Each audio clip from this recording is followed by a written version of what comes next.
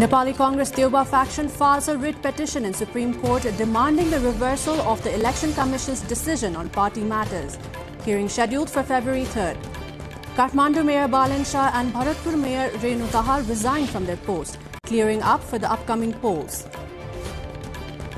Deadline looms for HOR candidacy filing. Major parties finalize candidates.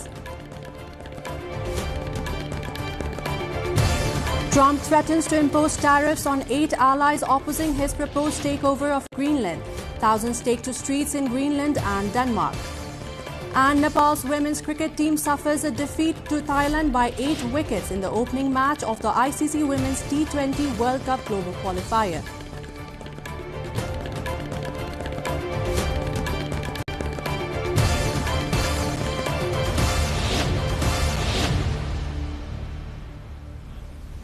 Good evening, I'm Bijata Bhandari and this is NTV World Primetime News, coming to you live from Kathmandu at 1900 hours Nepal time.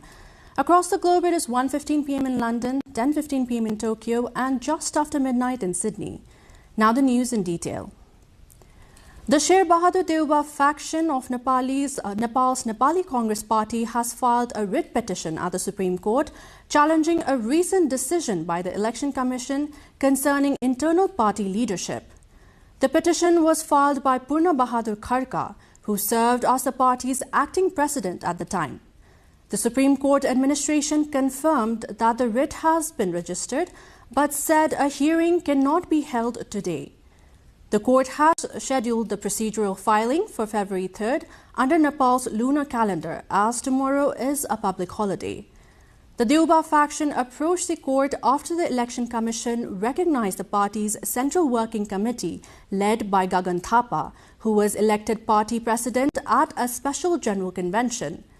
The development reflects an ongoing internal dispute within one of Nepal's largest political parties. संविधान कानून दल संविधान party को विधान जुन विधान मुलुकको संविधानलाई दल संविधान अहिले निर्देशित गरेर राई दल गठन गर्नको लागि विधान बनाऊ विधानको आवश्यकता पर्छ भनेर कुनै संविधान कुनै ऐन कुनै कानुन हामीले हाम्रो पार्टी विधान बनाएका हौं र त्यो विधानको प्रतिकूल हुने गरी सम्पूर्ण रूपमा न्यायिक निर्णयको विपरीत निर्णय निर्वाचन आयोगको बहुमत गरेर त्यसको विरुद्धमा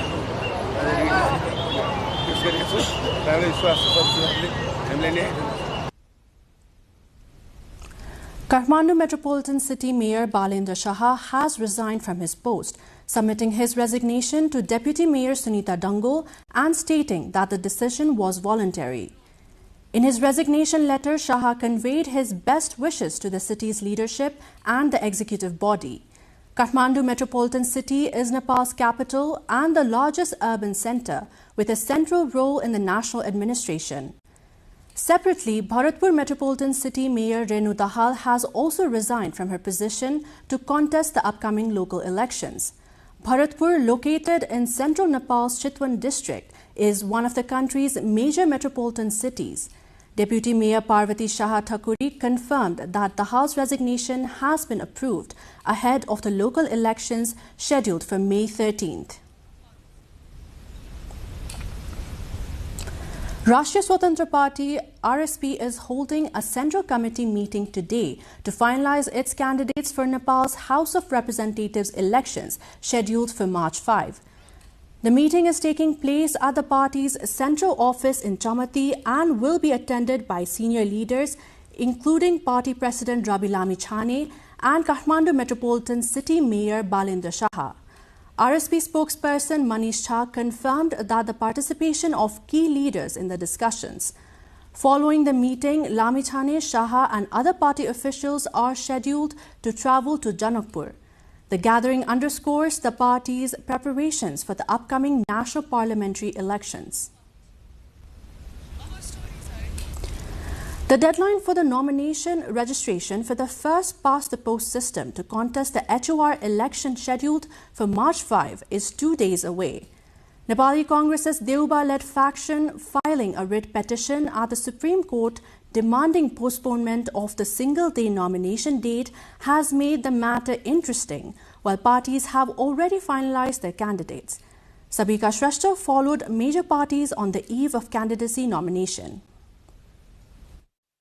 Following closure of the proportional representation PR system, candidature focus now shifts to the first past the post system, where major parties have already worked out their nominees. Despite recent split of Nepali Congress and the rate of the Deuba side at the Supreme Court demanding postponement of FPTP nomination date, the intense homework of the parties is almost over. Nepali Congress President Gagan Thapa, meanwhile, has been learned to be engaging with top brass on candidate selection throughout Sunday. Whether Thapa will be able to hold the fort in FPTP nomination will be decided by the Supreme Court, which has interestingly summoned 3 sides without issuing any order that would have affected the election timeline. CPN-UML Secretariat's marathon meeting Sunday almost finalized the candidates for all 165 constituencies. Not surprising that the number of aspirants in UML is high, and President KP Oli has been given the responsibility to make the final decision on the candidates. The Rashtriya Swatantra Party RSP has also moved forward with the preparations, calling a central committee meeting where for the first time Balendra Saha took part as senior leader. Nepali Communist Party, meanwhile, has finalized the candidates, and coordinator Pushpakamal Dahal is already distributing the tickets one by one. Dahal held consultation with senior leader Madhav Kumar Nepal days ahead, signaling a clear decision to contest without electoral alliances. While the possibility of electoral alliance among major parties for the March 5 elections seems slim, the established parties are unsure whether the alternative forces and their newfound alliance will affect their election strategy. As per the timeline of the Election Commission for March 5 election, candidate nomination has been set for a single day on Tuesday, that is 20th of January. Unlike in the past, one candidate can be nominated in only one constituency out of the 165 this time, making the contest interesting as well decisive. Of the 143 parties registered with the Election Commission, 114 are contesting the polls, with 102 parties competing independently and 12 parties forming 5 alliances under separate election symbols. Irrespective of legacy or change agents, this time the FPTP election is surely to be the contest between the new faces and the old ones. Sabika Shrestha with local correspondent Anjir Singh Bika reporting for NTV World. Nepal's Election Commission will implement the Election Code of Conduct from midnight tonight ahead of the House of Representatives election scheduled for March 5. The Code of Conduct aims to ensure a free, fair, impartial, transparent and fear-free election process, according to the Commission. Assistant spokesperson Kul Bahadur GC emphasized that strict action will be taken against anyone violating the rules in accordance with the Election Commission Act. The Commission also urged all citizens and political parties to follow the schedule and participate in the elections. Officials reaffirmed that the elections will proceed on time and in a safe, orderly environment. 5 people were killed and 12 others injured in a bus accident this afternoon at Zero Point in Dharan, Sunsari, eastern Nepal. The bus with the registration number Ko1Kha 7119, while travelling from Bhedetar to Dharan along the Koshi highway, lost control around 1:15 p.m. and crashed into a medical facility near the Sri Krishna Pranami temple. Sunsari Police Chief Superintendent Keshav Thebe confirmed that 5 people died on the spot, while the identities of the deceased are yet to be released. The injured were taken to BP Koirala Institute of Health Sciences in Dharan for treatment, and the condition is being monitored. Authorities are investigating the cause of the accident. Time now for a short break. We will see you right back.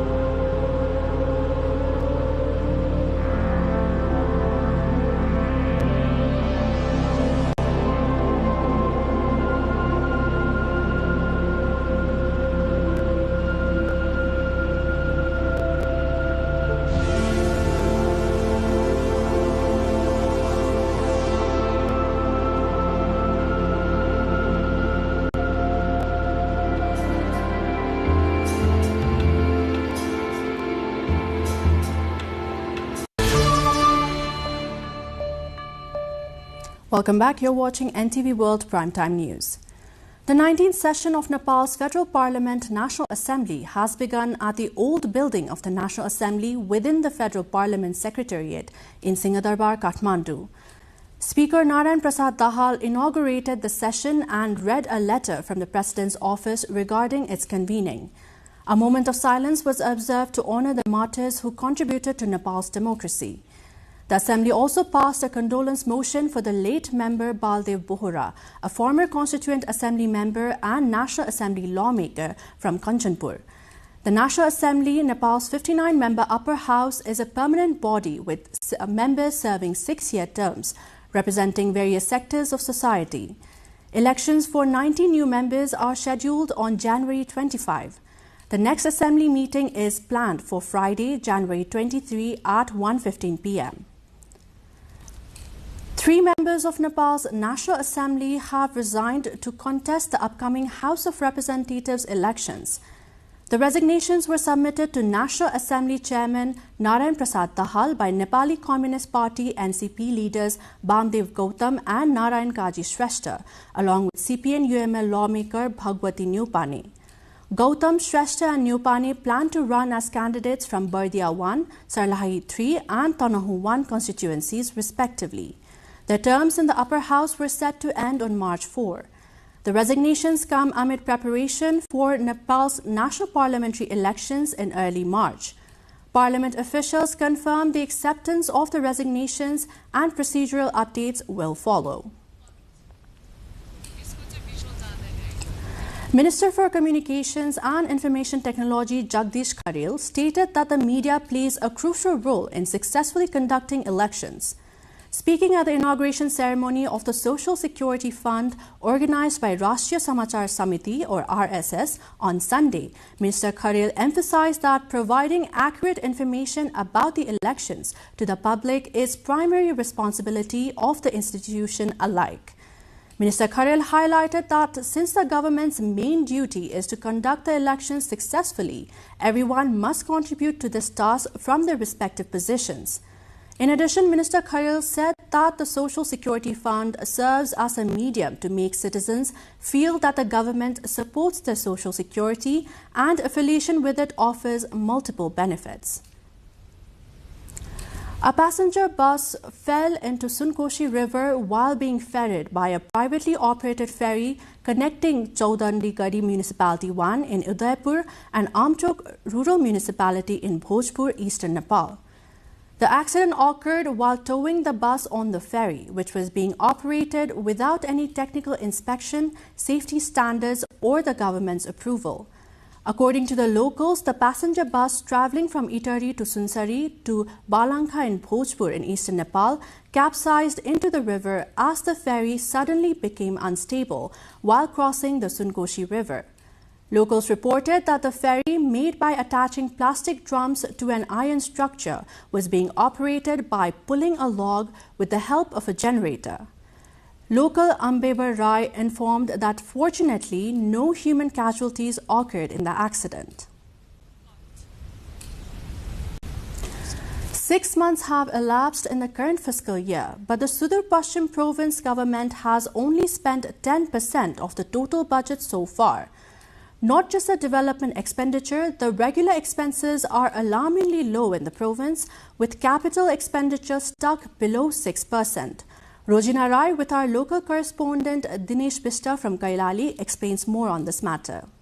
6 months into Nepal's current fiscal year, the Sudur Pashchim government is struggling to turn its budget plans into action. Despite ambitious promises and a larger budget than last year, spending on the ground remains strikingly low. By mid-year, the province has managed to spend only about 10% of its total budget, a figure that raises serious questions about the effectiveness of provincial governance under Nepal's federal system. Only 3.66 billion Nepali rupees rupees has been spent so far. Budget that was meant for roads, irrigation, canals, schools and health facilities projects that directly affect people's daily lives has not been touched. With capital spending at just 5.8%, development work across the province has slowed and delayed, leaving many projects stalled before they even begin. This year, the Sudur Paschim government announced a budget of over 33.46 billion Nepali rupees, equivalent to $230,915,000 focused on key sectors such as infrastructures, education, health and agriculture. But the numbers tells a different story. Compared to last year, the decline is stark.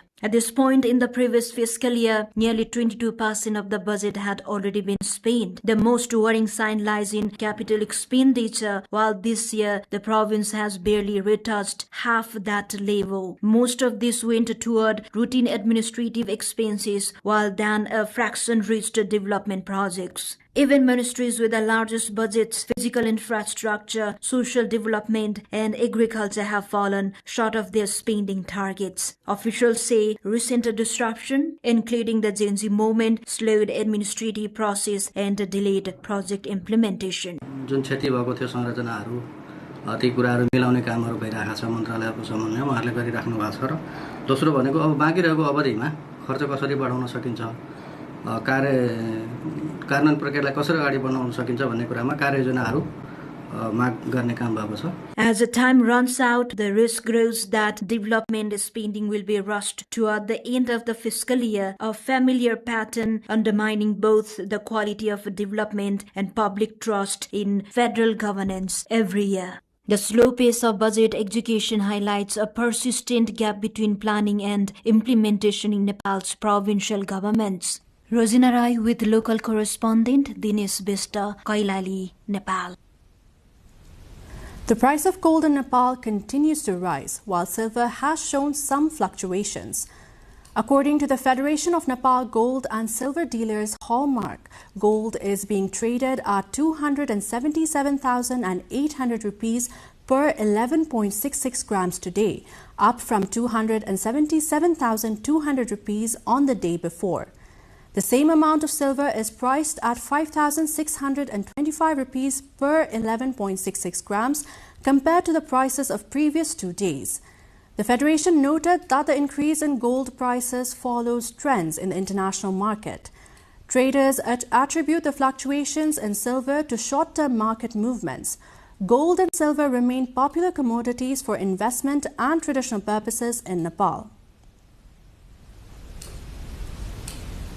Time again for a short break. We shall see you back with international updates.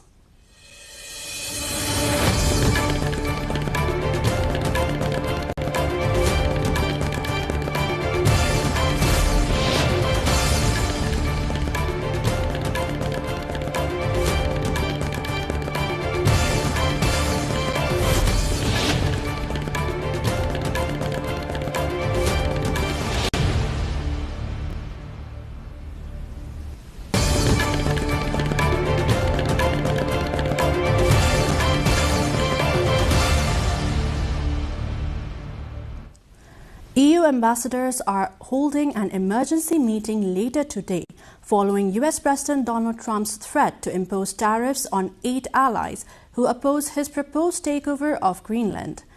Trump says he plans to impose a 10% tariff on goods from Denmark, Norway, Sweden, France, Germany, the UK, the Netherlands and Finland from February 1st and could later rise to 25%. UK Prime Minister Keir Starmer called Trump's plan completely wrong as his relationship with the US President comes under strain. Greenland is a self-governing territory within the Kingdom of Denmark, with authority over most domestic affairs, while Copenhagen retains control of defense and foreign policy. The United States maintains a military presence on the island, which has gained increased strategic importance amid rising geopolitical competition in the Arctic.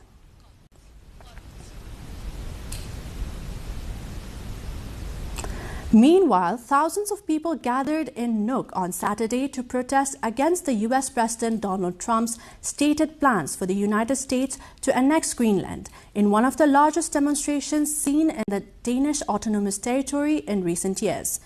Protesters filled central areas of the capital, waving Greenlandic flags and chanting slogans in defense of self-determination and national sovereignty.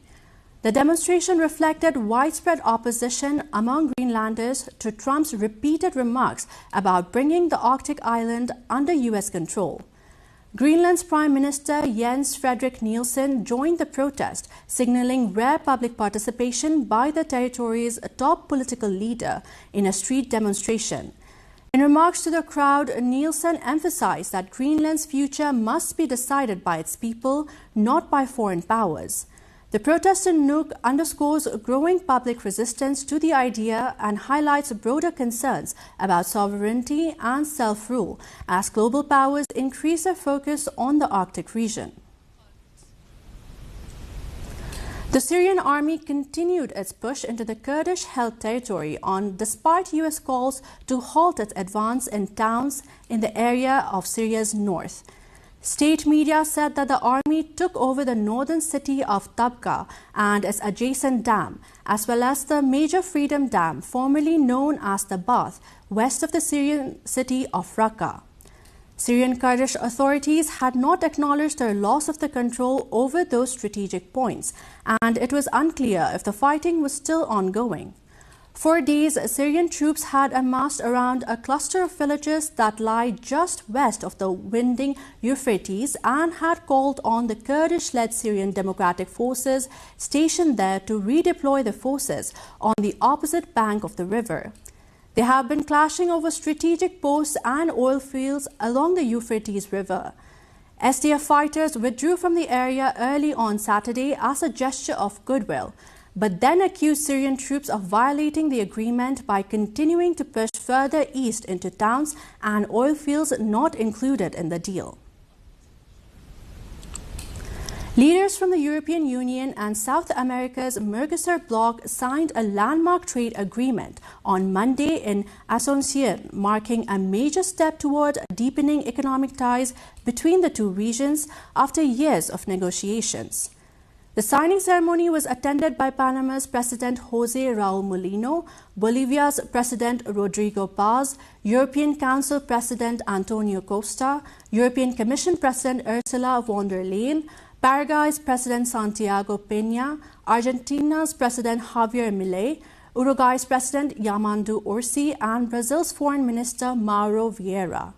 The EU-Mercosur trade deal aims to create one of the world's largest free trade areas, covering hundreds of millions of consumers across Europe and South America. It is said that the agreement will reduce tariffs, boost exports, and strengthen political cooperation between the blocs, while critics have raised concerns about environmental protections, agricultural competitions, and labor standards. EU leaders described the agreement as a strategic milestone that reinforces Europe's engagement with Latin America. The agreement, however, now faces a complex ratification process within EU member states and Mercosur countries, where it is expected to encounter political scrutiny and debate.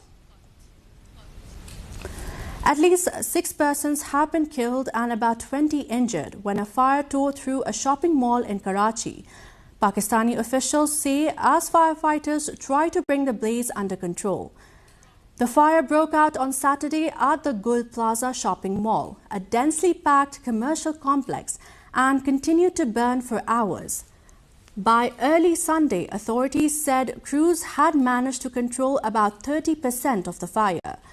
Rescue officials said that the mall contains roughly 1,200 shops, raising fears that people could still be trapped inside. Garden Subdivision Police Officer Mohsin Raza said initial findings suggested the fire started due to a short circuit in one of the shops before rapidly spreading throughout the complex. President Asif Ali Zardari and Prime Minister Shehbaz Sharif expressed condolences over the loss of life.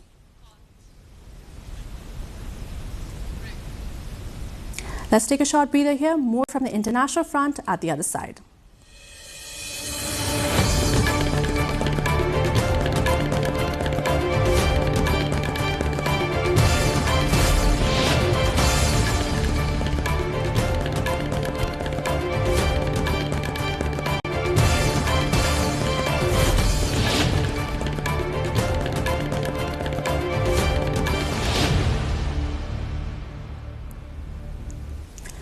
A joint maritime exercise codenamed Will for Peace 2026, which drew participation of BRICS members including China, Russia and South Africa, closed on Friday in the airspace and waters near South Africa.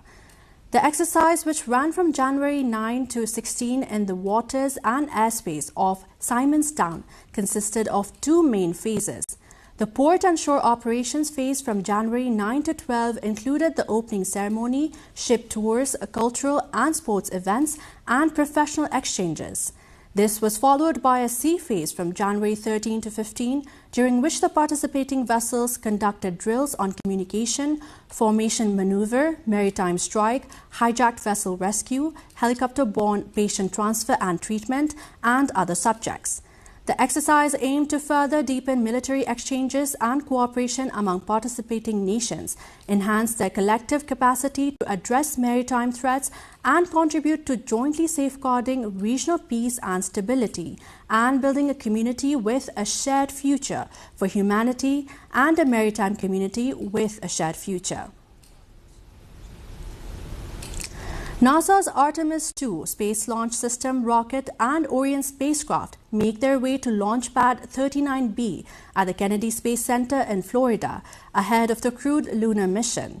The 4-mile trek is expected to take up to 12 hours. The earliest launch window for the approximately 10-day mission around the moon opens on February 2nd, according to NASA.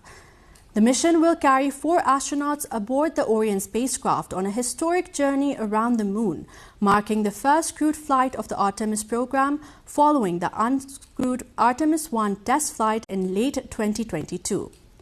Artemis II will test the capabilities of the Orion spacecraft and the SLS rocket, including systems required for deep space travel, as well as ensuring that the spacecraft's performance during its lunar flyby. While the mission will not land on the moon, it will be a vital step in preparing for Artemis III, which aims to land astronauts on the lunar surface by 2025.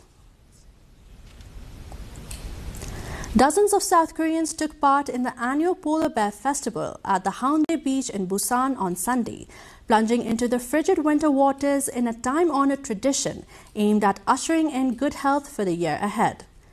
Participants, many dressed in little more than swimsuits despite the icy temperatures, gathered at the famed beach at dawn to take part in the ritual, which has become an iconic winter event in the region. The festival, which dates back more than 2 decades, is celebrated as part of a wider cultural belief that exposing the body to the cold can help cleanse the spirit and promote physical well-being. The Polar Bear Festival has grown in popularity over the years, with local residents and tourists alike joining the event. While the practice is often associated with good fortune, experts caution against the potential health risk of cold water immersion without proper preparation, advising participants to take precautions.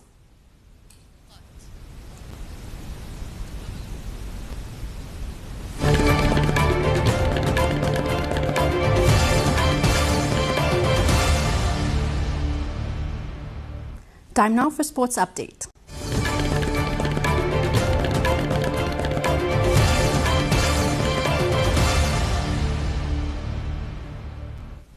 Nepal's women's cricket team was defeated by Thailand by 8 wickets in the opening match of the ICC Women's T20 World Cup Global Qualifier. The match took place at the Tribhuvan University Cricket Ground in Kirtipur, where Nepal set a target of 123 runs but was bowled out for 122 in 20 overs. Bindu Rawal top scored for Nepal with 44 runs, while Samjana Kharka, Rubina Khatri and Pooja Mahato added 26, 17 and 12 runs respectively. For Thailand, Nathakan Chantham starred with an unbeaten 57 off 29 balls, supported by Nanpat Koncharongkai and Afisha Suwanchonrathi. Thipacha Puthawang took 3 wickets for Thailand, with other bowlers contributing to Nepal's collapse. Sita Ranamagar was Nepal's best bowler, taking 2 wickets. Nepal will face the Netherlands in their second match on January 22nd.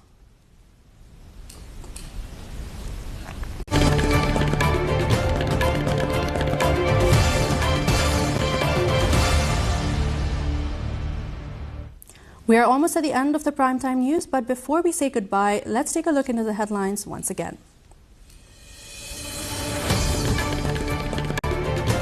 Nepali Congress Tirwa faction files a writ petition in Supreme Court demanding the reversal of the Election Commission's decision on party matters. Hearing scheduled for February 3rd. Kathmandu Mayor Balan Shah and Bharatpur Mayor Renu Tahal resigned from their post, clearing up for upcoming polls. Deadline looms for HR candidacy filing. Major parties finalize candidates. 19th session of National Assembly kicks off. 3 members resign from the post. Trump threatens to impose tariffs on 8 allies opposing his proposed takeover of Greenland. Thousands take to streets in Greenland and Denmark.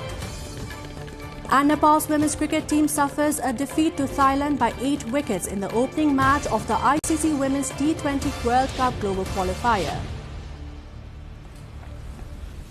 That's all for the moment. Our next bulletin will be at 2200 hours Nepal time. Do join us for our social media and get the latest updates from our official website at nepaltelevision.com. I'm Vijata Bhandari. Thank you for watching. Have a great evening ahead.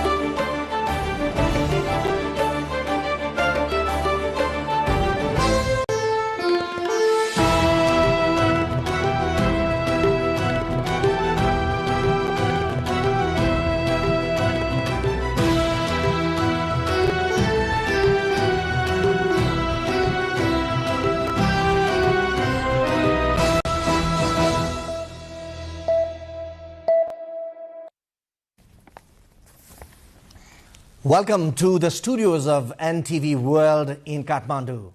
Public Service Broadcasting PSB Nepal's new initiative to make Nepal more visible and audible to the global audience. Welcome on board.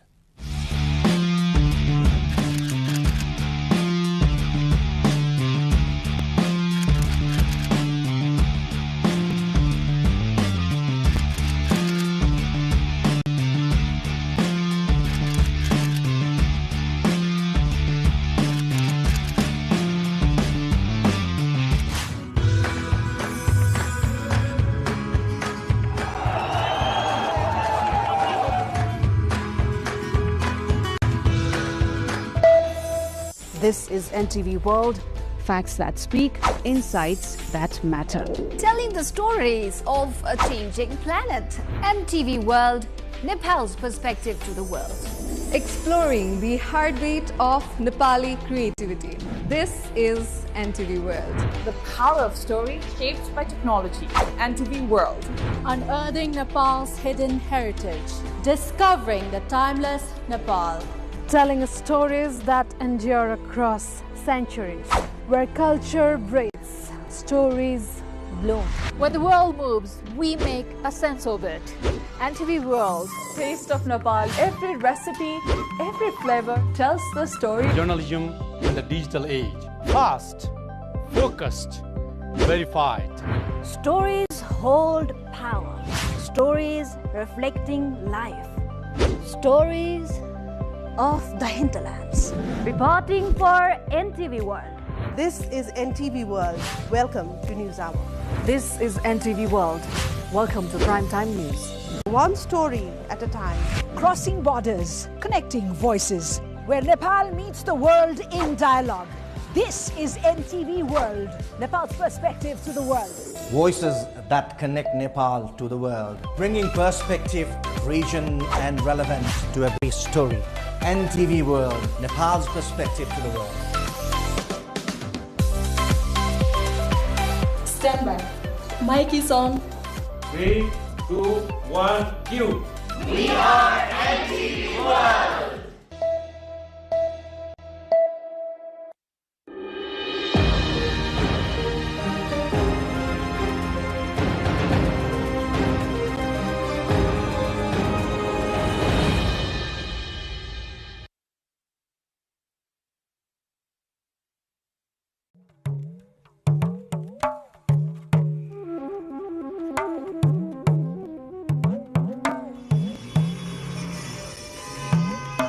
say that life is all connected.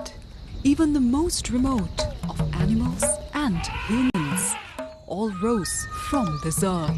But after years of life on land and sea, have we thought about how far these connections sustain? Deep within Sri Lanka lies Udavalava, nestled nearly 200 kilometers away from the bustling capital city of Colombo. Born out of the need for agriculture, the Udavalava Reservoir in the 1960s paved the way for elephants to find refuge in the area. The town of Udavalava is an extraordinary tapestry of society where the vibrant synergy of locals and wildlife flourishes.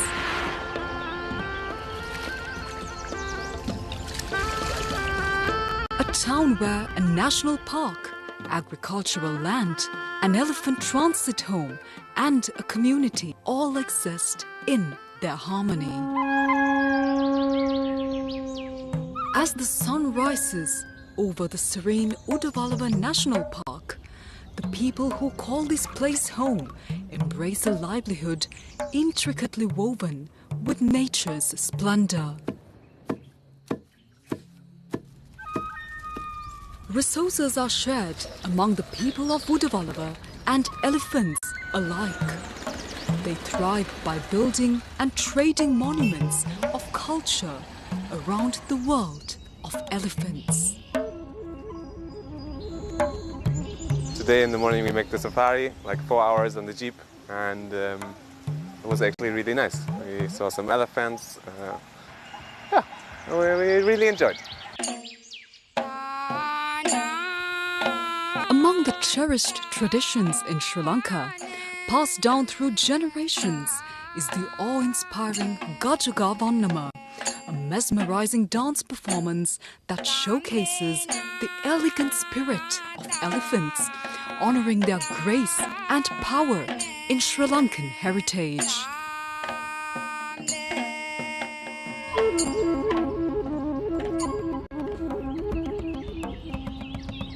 This is the elephant transit home called At Athuru Sevana, a haven that serves as a refuge for orphaned, injured and malnourished elephants. This is where we found the enchanting tale of Namal. අපේ දෙපාර්තමේන්තුවේ නිලධාරීන්ට හම්බෙලා තියෙන අම්පාර නාමල්ලෝය කියන ප්‍රදේශයේදී වැලක පැටලිලා තුවාල වෙලා ඉන්න පොඩි පැටියෙක් තමයි හම්බෙලා තියෙන කකුලේ ආබාධයෙන් හින්දා. උඩවල ඇත්තතුරු සෙවණට ගෙනල්ලා මෙයාව අර කකුලේ තුවාලේ වැඩි වෙන හින්දා මෙයාගේ ජීවිතේ බේර ගන්න තමයි මේ කකුල කපලා අයින් කරලා මෙයාට මේ කෘත්‍රිම කකුලක් හදලා දාලා උඩවල ඇත්තතුරු සෙවණේ බලාගන්න. අවුරුදු 13ක වයස වගේ ටිකක් වෙනස් සතෙක්. මෙයා ටිකක් අර සැරයි. ටිකක් සාමාන්‍ය අනිත් අයට වගේ එහෙම කිට්ටු වෙන්න අමාරු. උරු වෙච්ච එක්කෙනෙකුට දෙන්නෙකුට වගේ තමයි මෙයත් එක්ක ගනුදෙනු කරන්න පුළුවන්.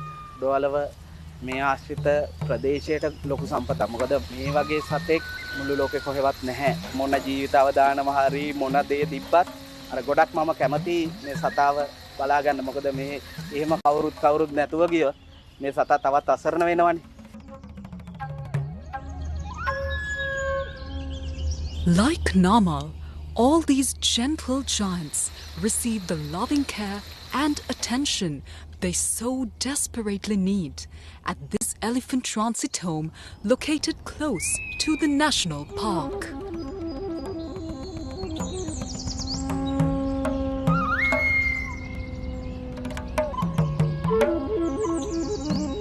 While Namal flourishes under the watchful eyes of his caretakers, not too far away from the park, the battle for resources between elephants and humans looms.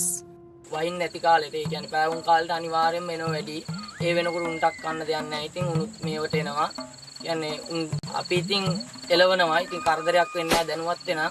උන්ටත් ඉතින් අපිත් උන් එලවනවා. උන් එනවා. ඉතින් වගාවල් පනිනවා. දිගටම ඒක තමයි ඉතින් වෙන්නේ. 6 වෙනකොට 6 7 වෙනකොට අනිවාර්යෙන් වහිනෝමයි යලි මේවට. කොටු හිටවනවා. කෙසෙල් ඔක්කොම ඉතින් කඩා කප්පල් වල දාලා උන්ගේ කැලේ උනාට ඉතින් අපිත් ගොවිතැනක් කරගන්න මේකට ආවේ. ගොවිතැන් බතක් කරගෙන ඉතින් අපි ඉන්නෝට ඉතින් තරහක් තරහයි ඉතින් මොනව කරන්නද? අලියා! හරි! අලියා!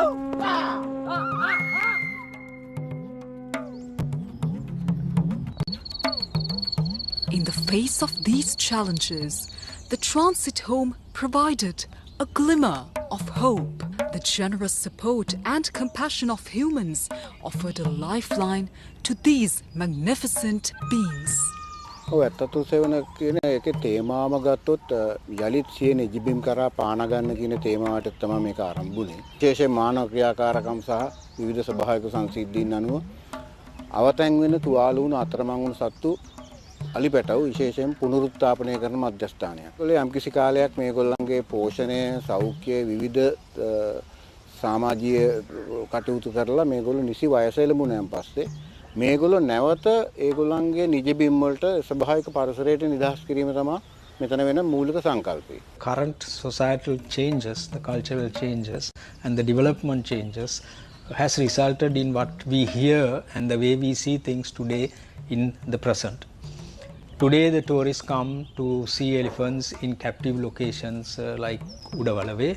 Now these relationships and these things being successful in Sri Lanka is because of development, and yet there is this feeling of sustainability in nature that Sri Lankan has, and therefore we feel the elephant as still part of our naturalness. People help these gentle giants by fostering and even donating milk to the little elephants that find their way to this second home, ensuring that they are nurtured before joining the wilderness once again. This is the first time, so the baby elephants are so cute. Yes. So cute, so many. I like elephants because they're very cute and we don't have elephants at home. ජීවිතේ ප්‍රථම වතාවට තමයි මේ වගේ අත්දැකීමක් විඳින්න හම්බුනේ. ඒක තහඳ සුන්දර අත්දැකීමක්. මේ වගේ අලි කුඩා අලි පැටව දකින්න ලැබුණේ නම් ප්‍රථම වතාවට මෙහෙම ඒගොල්ලෝ කිරි බොනවා, කෑම කනවා දකින්න ලැබිච්ච එක ඉතින් සුන්දර අත්දැකීමක් විඳින්න හම්බුණා.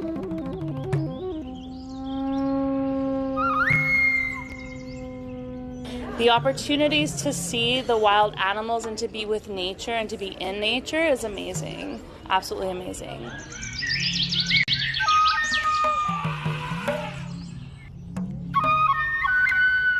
උඩවලවේ අලියා ඉන්න නිසා තමයි මේ හැම දෙයක්ම අපට ලැබිලා තියෙන්නේ. විශේෂයෙන්ම අලියා අපි කියනවා කීස්ටෝන් එකක්. එහෙම නැත්නම් එයා යතුරක්. ඒක ජාතික වනෝද්‍යානය තුළ සංරක්ෂිත භූමිය විතරක් නෙමෙයි අලියා යතුරු පෝරුවක් වෙන්නේ. අලියා සංරක්ෂිත ප්‍රදේශයෙන් පිට පරිබාහිර මේ ගම්මාන වලටත් මේ අලියා යතුරු පෝරුවක් කරනවා. මොකද මේ යතුරු කැරැල්ලේ ප්‍රධාන යතුරු නැති වුණොත් මේ ගම වැටෙන්න පුළුවන්. විශේෂයෙන්ම ඍජු හා වක්‍ර රැකියාවල් 10000කට ආසන්න ප්‍රමාණයක් මේ වෙද්දි උඩවලව ආශ්‍රිතව උඩවලව ජාතික වනෝද්‍යානය ආශ්‍රිතව සංචාරක කර්මාන්තයට දායක වෙනවා. And amidst the serene landscapes of the Udawalawa National Park, tourism flourishes. Visitors from around the world are welcomed to witness the grandeur of elephants in their natural habitat, forging a profound and everlasting connection with nature and Sri Lanka. Yet, the true essence of sustainability lies beyond the surface, entwined with the very existence of these gentle giants. The national park's incredible. So many elephants. We saw the baby orphans this morning as well, which was amazing. Really, really cool. Yeah, just so much to see. The prosperity of the people relies on the delicate balance created by the coexistence of humans and elephants. As the sun sets over the enchanting landscapes of Udawalawa, the resounding rhythm of the gentle giants prevails. My first time, and it's like magnificent. These animals are so beautiful. Like crazy. We've seen hundreds of elephants. The timeless tales of these elephants stand as a subtle reminder of how people and the gentle beasts alike can walk together. It symbolizes the power of sustainable tourism in Sri Lanka. It symbolizes the power of togetherness.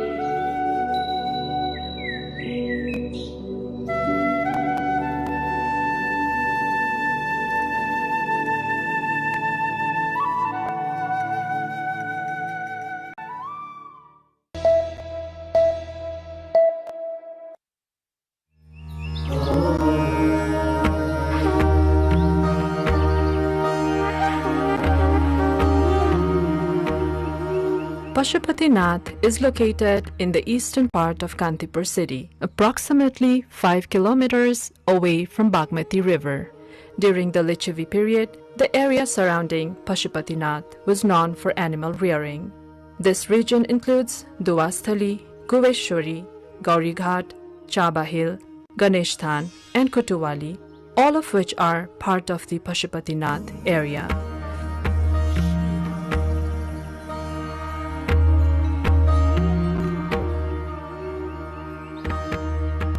In 1979 AD, UNESCO designated Pashupatinath as a World Heritage Site. The blessings of Pashupatinath have been revered since ancient times, indicating the site's significance long before the Lichavi dynasty. The presence of Jyotirlinga, a sacred representation of Lord Shiva, is mentioned in one of the ancient texts, highlighting its historical and religious importance.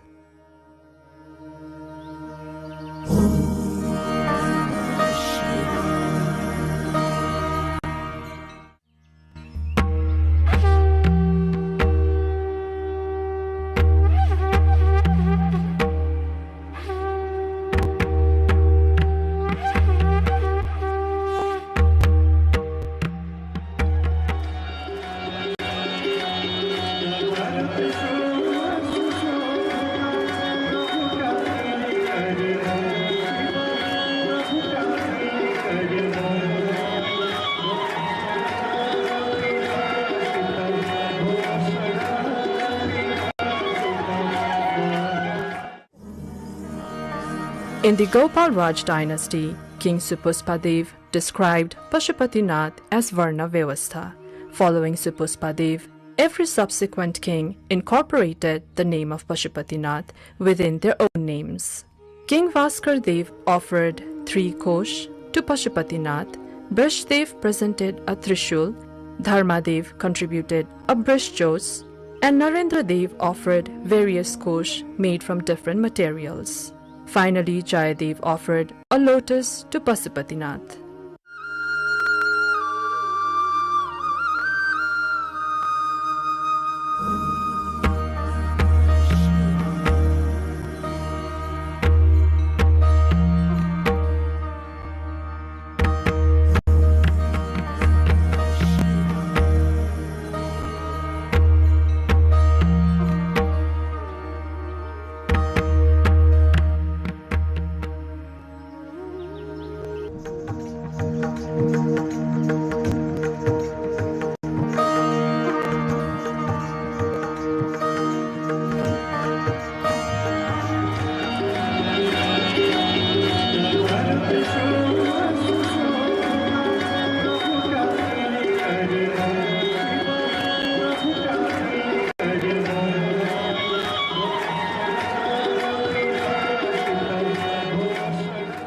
In 1473 BS, Jyoti Malla renovated Pashupatinath.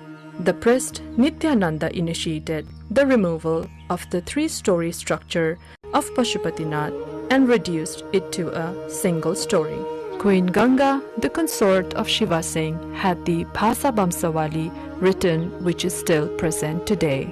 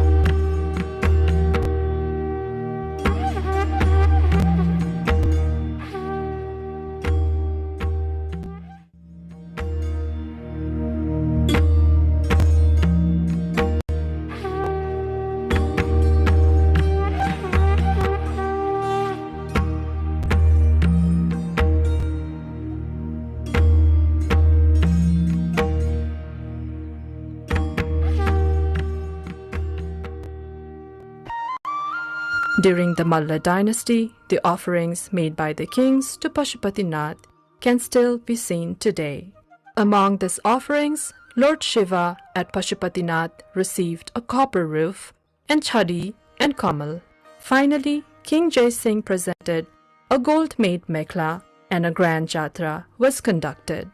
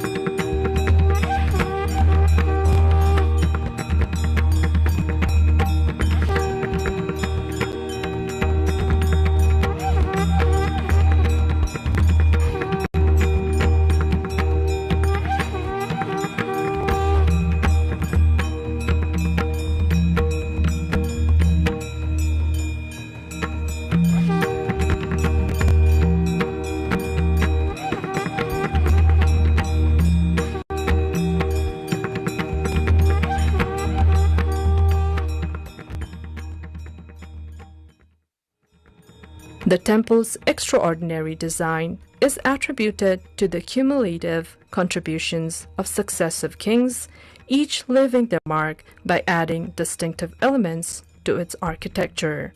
This rich history of royal patronage is a primary factor contributing to the exceptional and intricate design of this revered temple.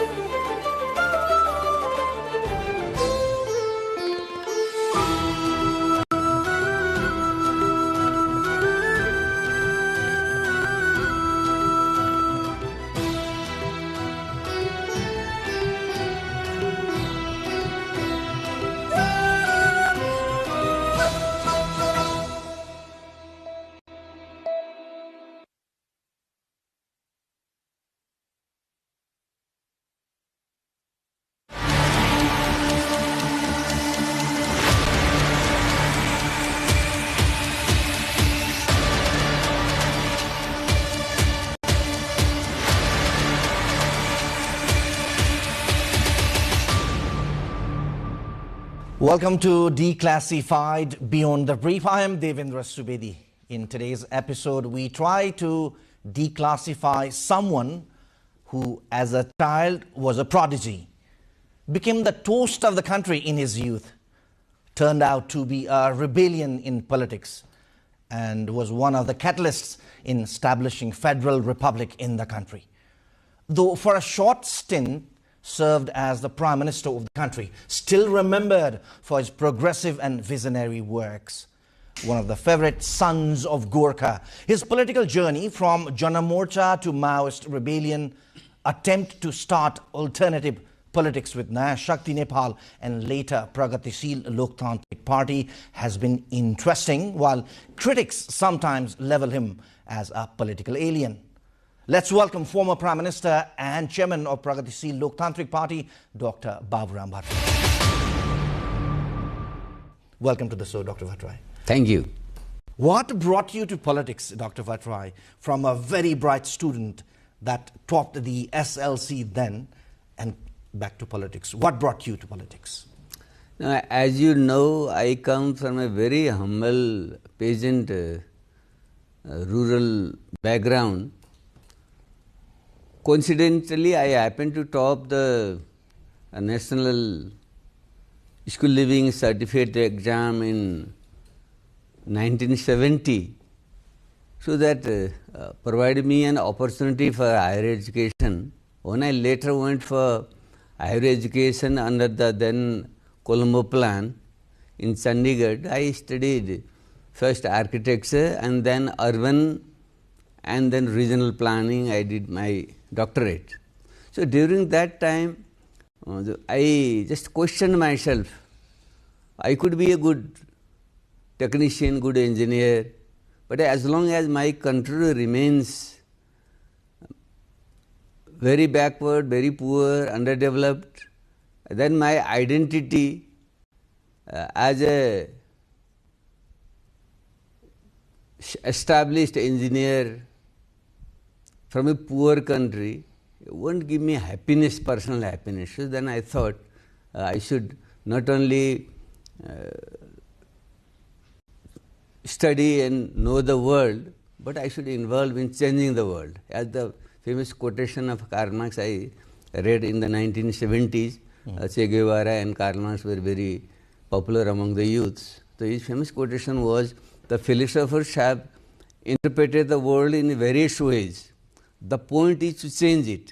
That means you have not only understand the world, but you have to change it also. So then I thought life will be more meaningful if I indulge myself, devote myself for changing my country. That's why I indulge in politics. You spoke about your desire to change the country. Do you remember when you were first exposed to Marxist or Maoist philosophy and ideology? No, when I was in Chandigarh, so I used to read all sorts of things, from Gandhi to Marx to all the scientists and philosophers of basically the Enlightenment, European Enlightenment. So comparatively, I found the idea of Karl Marx, later on practiced by various practitioners, especially Che Guevara and others in those Latin American countries. I think that is better suited for changing Nepal. That time we didn't have any sort of democracy here. Absolute monarchy was ruling, and the world was gradually moving towards universal democratization. So I thought first we had to go through a democratic revolution, and on the basis of that we can have fast economic development. My purpose was to see a prosperous, developed Nepal. The means was to go through a democratic revolution, empower the people, mobilize our resources, put the resources in the hands of the people, and then only a country can develop. With this understanding, I had plunged in a revolutionary politics. I asked this question to you because you studied in India, so probably you had that opportunity to get those literature. Okay, if you were in Nepal, for example, even those literatures were banned at that time when the Panchayat regime was at its peak. So your study in India, your scholarship, your study in India, did that help you to indulge in what you said, your vision to change the world, and especially the Marxist philosophy or ideology that attracted you? No, I didn't follow a very dogmatic type of Marxism. Since then the Soviet Union was still there.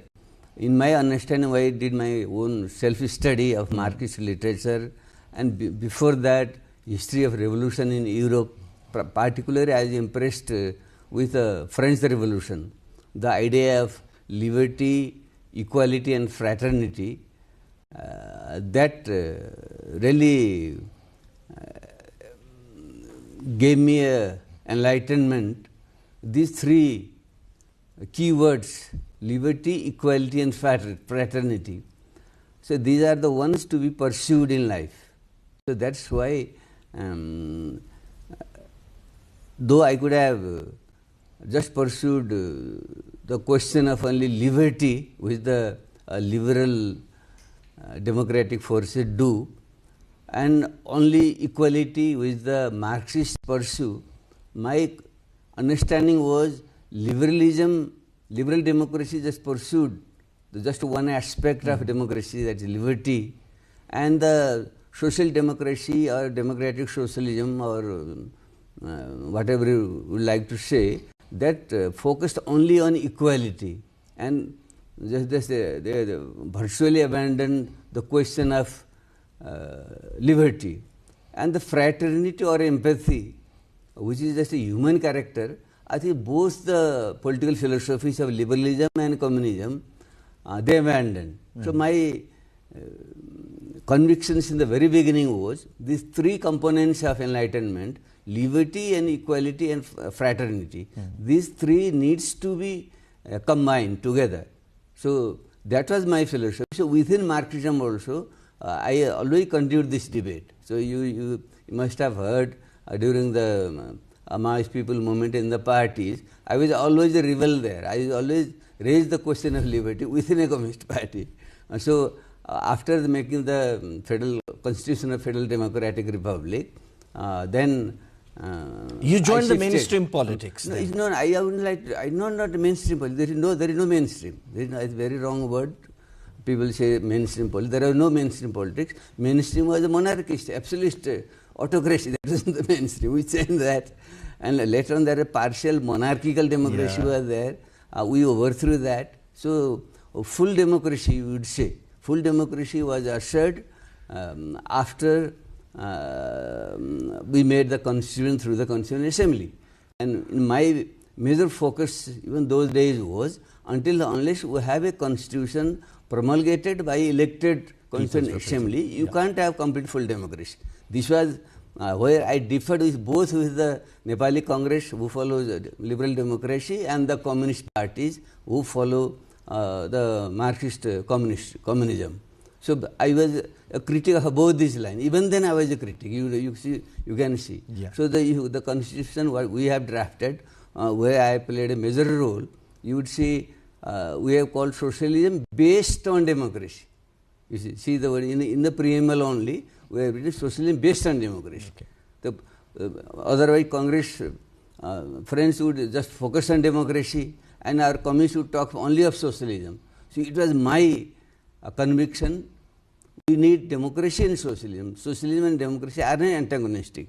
They are the branches of the same tree of democracy. This is my understanding. Dr. Vatra, you spoke about how you succeeded in writing a constitution through people elected representatives. But I'd like to take you back. You said you were influenced initially by Marxist philosophy, ideology, but your shift to Maoist ideology, when did that happen and how did that happen? No, Maoism is just a branch of a Marxist tree. So there are various branches of Marxism. In the Western more developed society, national societies, there is different type of practice of Marxism. And in the more backward countries like ours, developing countries, mostly rural areas, preponderance of peasantry. In those areas, the Marxism practice is slightly different. So is it the change agents that these two ideologies speak differently, like peasants or workers or laborers? Is it not? No, any type of ideology is a tool, you see. Yeah. It's not an end in itself. Some people are just take it as a religion, as a dogma. I don't believe in that. I am a scientist. I believe in science, and it is always changing, evolving.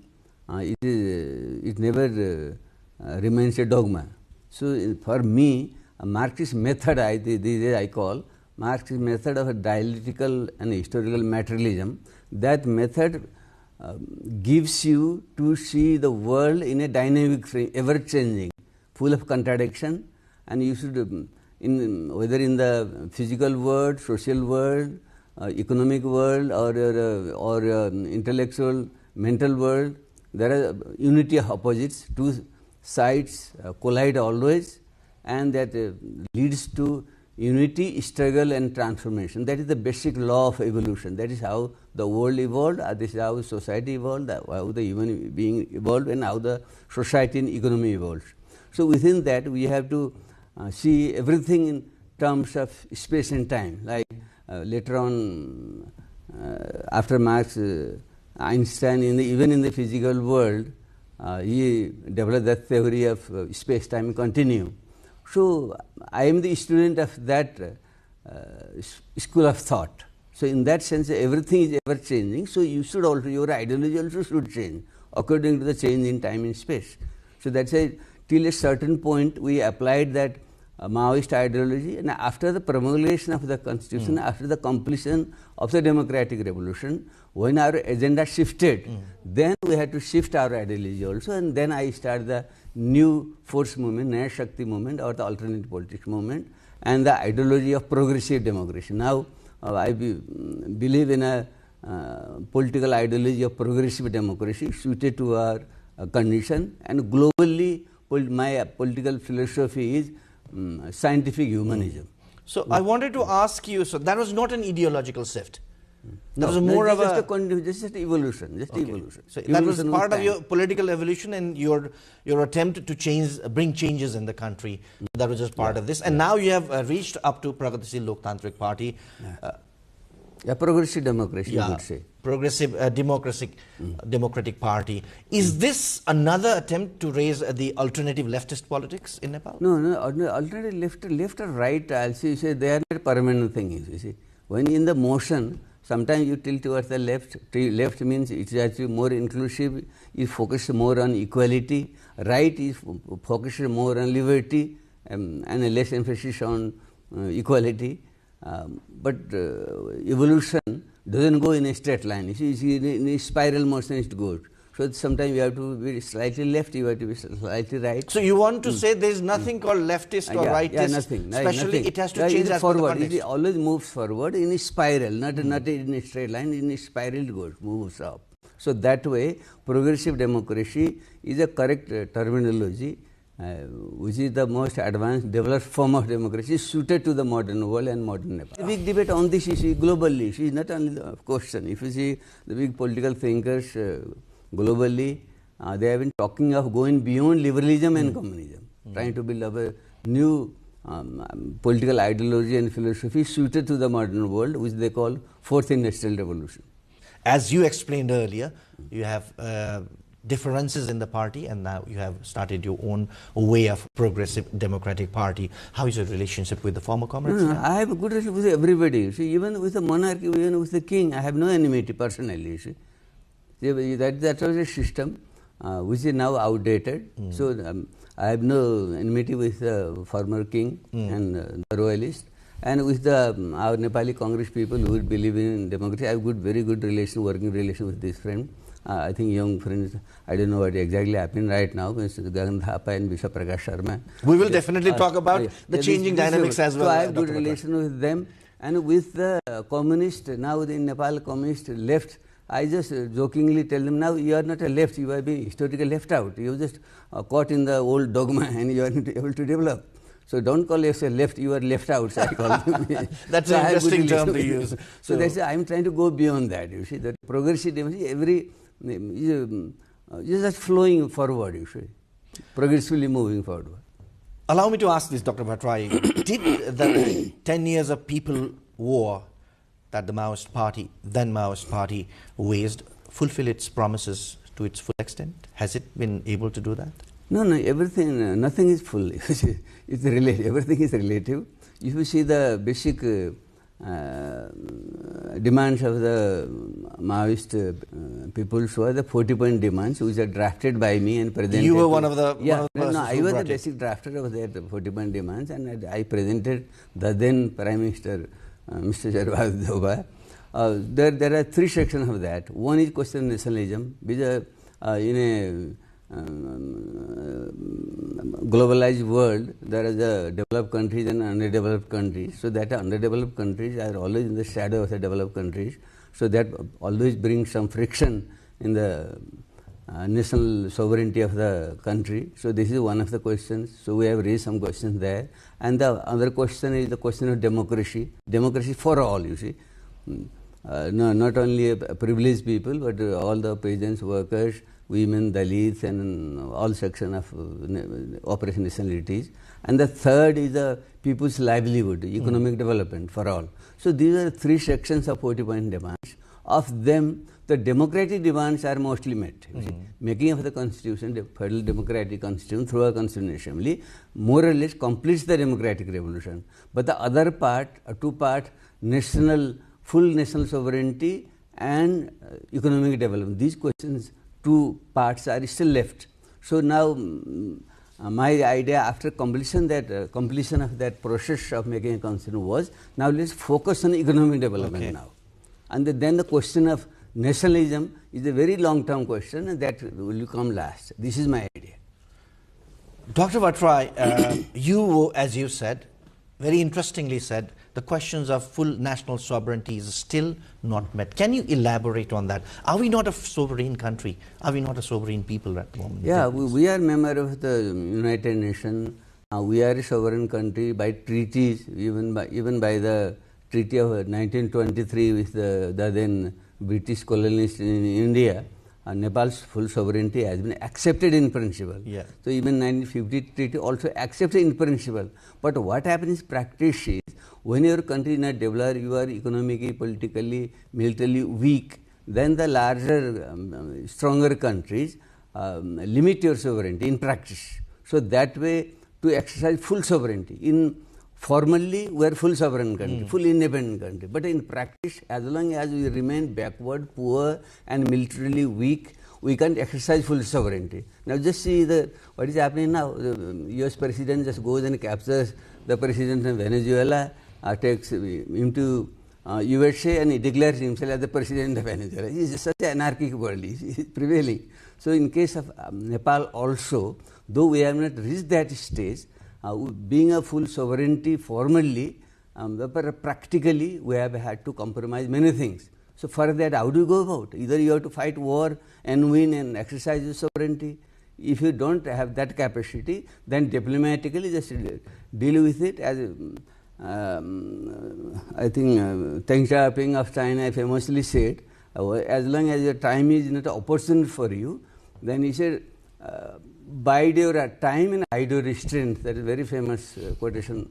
So this is the time for us to bide our time, hide our strength, and focus on economic development and empower yourself. So empowering oneself by becoming economically robust, improving the livelihoods of the people, and making the country prosperous. Is that the only way to preserve our sovereignty in the present I would say context? only way. There are many ways. There are many dimensions of nationalism, sovereignty, and all these things. But one of the major issues is, as long as you empower your people, as long as you don't are not able to fully develop the potential of your people and use your natural and other resources, you cannot develop your capacity to deal with the big powers.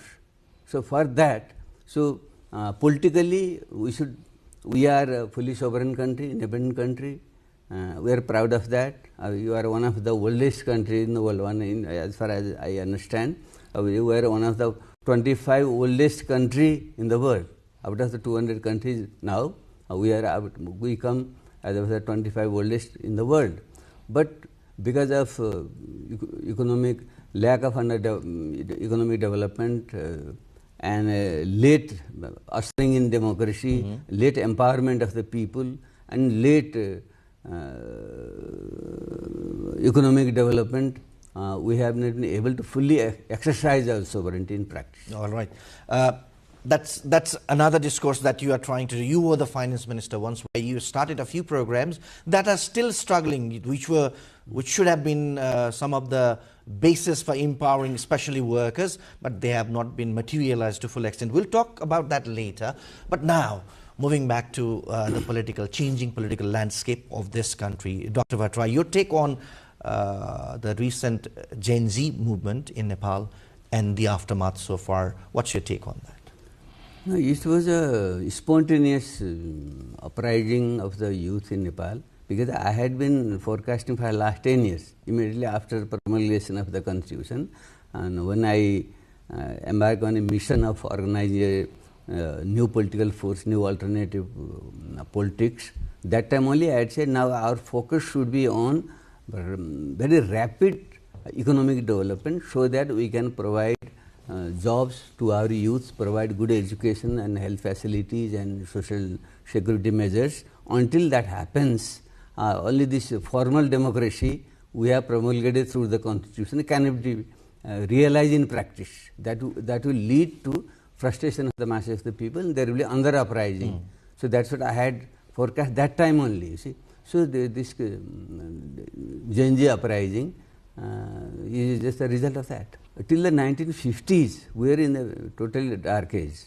Two system of autocracy, Rana autocracy and Shah autocracy, well prevailing in Nepal. After overthrowing the Rana autocracy, then we again fell in the trap of Shah autocracy till the 1990. We slightly slackened that autocracy, but we were not able to totally overthrow it. So we had to mount another struggle, which we call People's War, against that remnant of feudalism. Only in 2008 we abolished monarchy, and only in 2015 we wrote our democratic constitution. So till from 1950 to 2015, it was an era, it was a time of democratic revolution. We had not completed our democratic revolution, you see. In other countries, like in French Revolution and other revolutions, they have make a full-fledged revolution, you see. But in our case, these were incomplete revolutions. They were incomplete. Because of that incomplete revolution, we again we had to fight for completion of a democracy. Now, only after 2015, democratic revolution was complete. But now, just to complete 2025, 26, we have just entered. That's just 10 years, you see. In 10 years, what should have happened as if I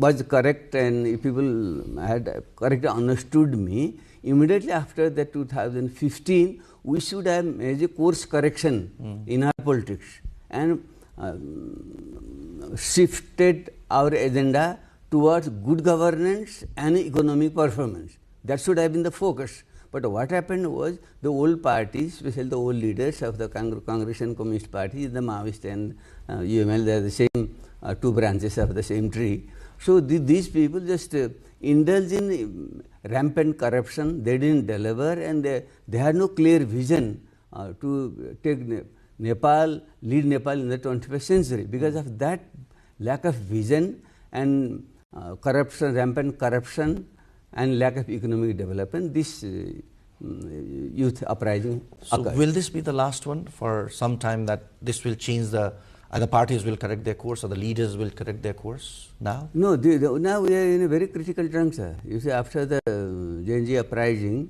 the government has resigned, the parliament has been dissolved, and the interim government is organizing an election. So this is a time of great test for the Nepalese people. Whether we will again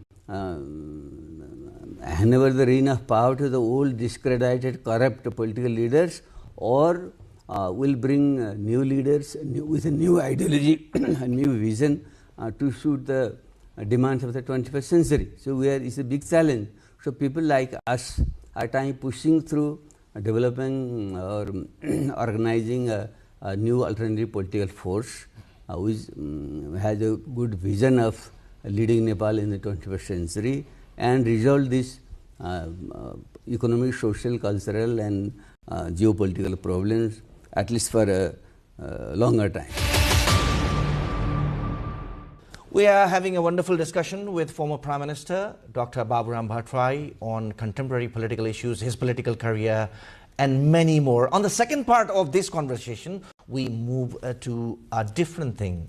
Dr. Bhattarai, though for a very short period, also assumed the high office of the Prime Minister of this country. And during his tenure, he tried his best to do some of the things which are still remembered. Dr. Bhattarai, now let me take you back to your prime ministerial tenure. When you assumed the office, what exactly was your vision? What I will do? How I will change this country? In 2006, when the Maoist revolution led to a combined people's movement, and we agreed to go for a constituent assembly and abolish monarchy and promulgate a constitution through the constituent assembly.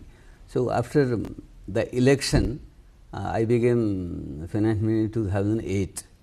The Maoist party and the coalition led it. At that time, constitution was not promulgated. So when I became prime minister in 2011-13, that time also constitution was not made. So main agenda of those governments, including mine, was to make the constitution, to complete the peace process. Until that time we had two armies, two integration of the army. These three agenda were the main agenda. And the delivery, governance and economic development were the secondary agenda. So when I assumed PM's office in 2011, so I had openly pronounced my foremost priority will be to integrate the two armies and complete the peace process and try to facilitate the making of the new constitution, and I will try to give some semblance of governance and economic development for the people. So I think during that short period, I performed quite well. People remember.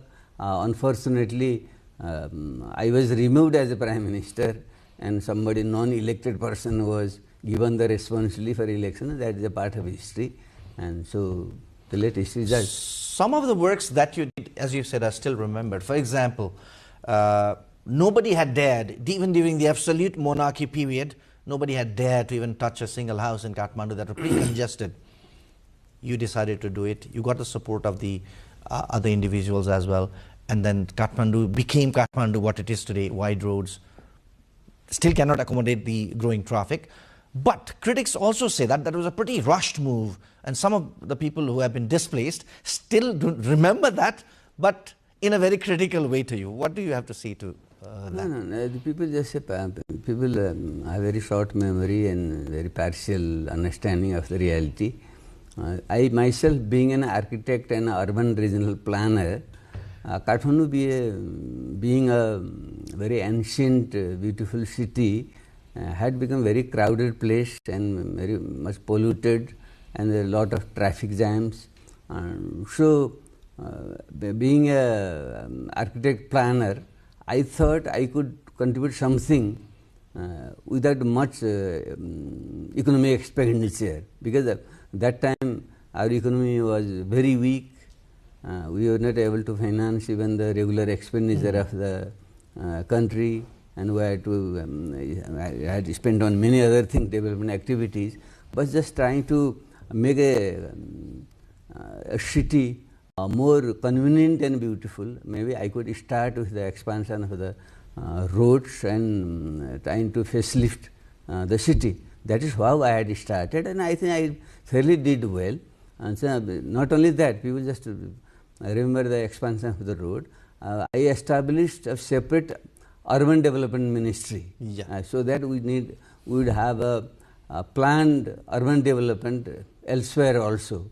And then I established a Kathmandu Valley Development Authority, so that whole Kathmandu Valley could be developed in a organized and planned manner. So these were the initiatives I took it, but very small time we had. People don't understand the value of the development of road and planned development, but later on practically they realize it. If I call your tenure as a transitional prime minister, will I be wrong, or is that okay? Yeah, that is a transition. What I did was symbolically I made some good initiative for economic development. Like when I was the finance minister, the tax reform and these things I did led to a record growth in revenue, I think, which has not been matched even now. 33% revenue growth during my tenure through good governance. And later on, when I was a prime minister, I had started on National Pride Project, a country which is just transiting from a agro-based economy to a national economy. We need to invest on big infrastructure like the roads, airports, big irrigation canals, hydropower projects. So 17 National Pride projects I had initiated. They are still not completed, but that has given a good direction for the development of Nepal. And the third thing what people should remember was, we are sandwiched between India and China. Both are emerging into a global power, and China is now the second largest economy, and India will soon be the third largest economy. So when we are in between India and China, we should try to take benefit out of it. It is not people see as a challenge, but I see as an opportunity. So I try to have a bilateral agreement, the BIPA agreement, bilateral investment promotion and protection agreement. So I sign with India, and I would about to sign with China, and that was a good initiative. Started an investment board to bring about capital and technology from other countries and open up industries and provide jobs within the country. I think these were the good initiatives, and along with this, Nepal is still a poor country, poor peasantry and small businesses are prevailing. So I constructed a separate ministry of cooperative and poverty alleviation and constituted the cooperative board. So the two ways, so one was top-down development, another was a bottom-up development. I think this path, this roadmap, which I carved that during that period, I think people will remember or realize later. Dr. Vatrai, given an opportunity, what are your take on the election? And if you have an opportunity to govern this country again as the Prime Minister, are you ready for that? No, we are in a very precarious position. You see, the old forces are decaying and declining, and new forces are not taking shape, you see. So people like us are trying to push forward a progressive democratic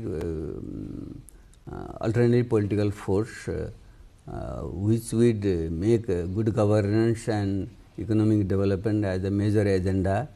I think we are yet to develop into a substantial size. So what happens in a country like ours, which is very underdeveloped, is the populism, various types of populism takes over in politics, you see. Since they are frustrated with the old forces, the new forces need to have a concrete vision and correct political and economic roadmap for development. But that needs patience, that is vision also. But people want shortcuts, you see. Yeah. So very populist leaders, we come around and they will say, okay, overnight I'll make a heaven, we'll take you to the moon.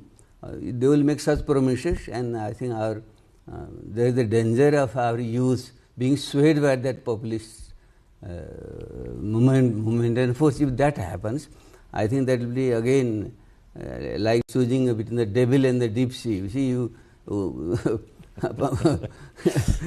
come out of the devil and drown in the deep sea. Yeah. So I'm slightly worried about that. So still I am trying to bring about a progressive democratic. So are you going to vie for the election or not? My question, straightforward.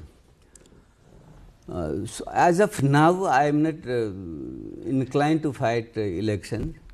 Because even in the last election, you did not go into the first past. No, I want to push forward young generation people so that even after I leave this world, this ideology of progressive democracy will take root.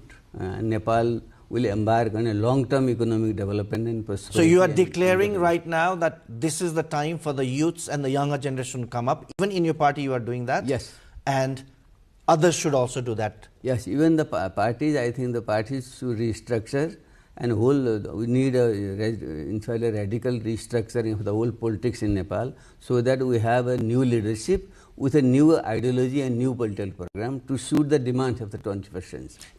Do you see that coming in the two major parties? One just finished his general convention. The other one, special general convention being called, and still not clear what's going to happen till date. Do you see that change being embraced by these two large parties? So I don't think the large parties will fully change. I don't think, because they haven't thoroughly degenerated and outdated. They have not been able to develop their political program and ideology. Even the old leaders of 70, 80 years, I don't think they will change. But some good signs are there within the Nepali Congress. New youths are trying to reorganize. Let's see how it goes. But I am very sorry about the communist parties and factions. These old leaders just ganging up for their survival and totally discarding the mission of change. So my hope is the new political forces will come ahead and lead this country. But I am a bit worried about the rise of populist forces. Again, the same old way, as you said earlier, out of the devil and into the deep sea sort of thing might happen to the public when it comes to food. Yeah, that danger is there. I hope that won't happen. And what strategy your party, the Progressive Democratic Party, is going to take in this upcoming election? What's your strategy? First priority would be strengthening our own organization and go to the people with the correct. So you're participating in the election? No, our party will participate. Yeah, of course. Party will participate. I will campaign for our leaders. Some good people are joining the party. Yeah, they have joined, and you must have been pretty much excited with that. So I'm trying to push them forward and do whatever I can do for them. Then we should try to. I'm also trying for a broad alliance of and after the election, alternative and new forces. Do you see that a possibility after the election, March 5 election day? I'm hopeful. I'll try for it, but I can't forecast. What about the March 5 election itself? How sure you are it will happen? No, it should happen. If it doesn't happen, that will be disastrous for the country. How is the interim governance of Prime Minister Sushila Karki doing at this moment, in your opinion? And she is doing quite well, but I think we need more from her. I think people expect more. Yeah, expectations. Gen Z youth also expect more from her. And people, I am a well-wisher of hers. Still, I wish she could do more. As you said, I'm a well-wisher of her. You were also seen pretty vocal and out during the Gen Z movement and the immediate aftermath. What exactly was your role in that period, or how did you try to diffuse that transitional situation for when after September 8 and 9 things were very much like unsure? What was your role then? Because I had, as I told you, I had already foreseen that might happen any time. So when it happened, this common sense prevailed, and now this needs to be supported, because some people are trying to vilify it. So I came in defense of the movement, but there are certain questions remain unanswered. The way on the September 9th, the way large-scale arson and all sort of destruction took place, there is still question. I see the commission is there. That should find out the actual truth behind it.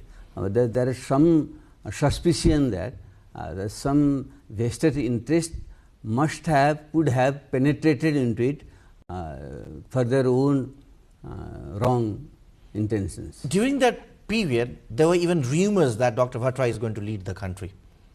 How did that come up? No. Or was there anything? No. I think that is just a rumor. I had no intention. I had no desire to do that.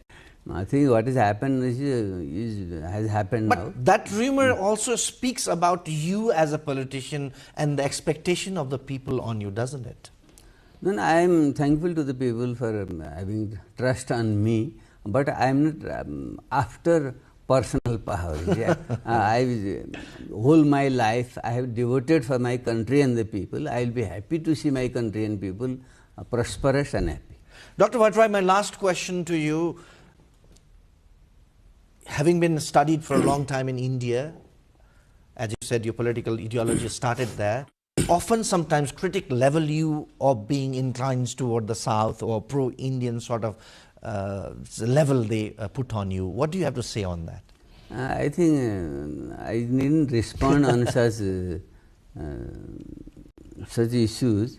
But what happens in politics is your opponents, when they don't find anything against you in a backward country like ours, just to brand you as somebody, pro-outsider, that becomes a very easy thing to divert the attention of the people.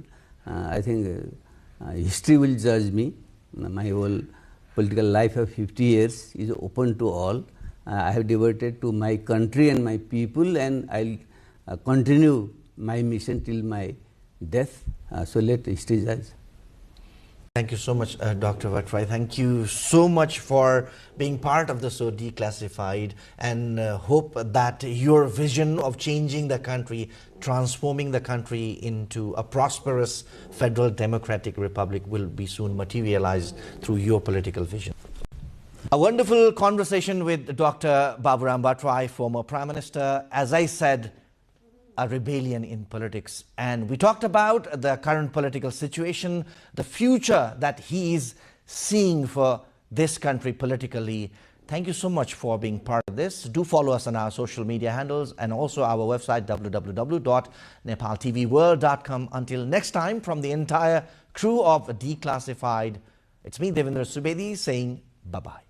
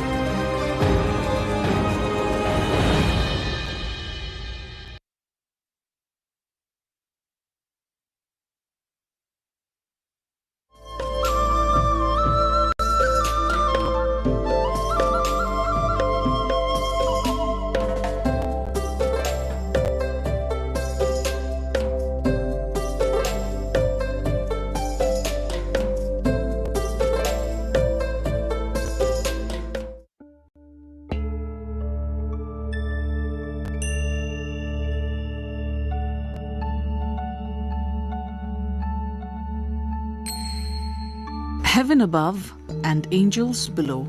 This is the essence of Ruby Valley.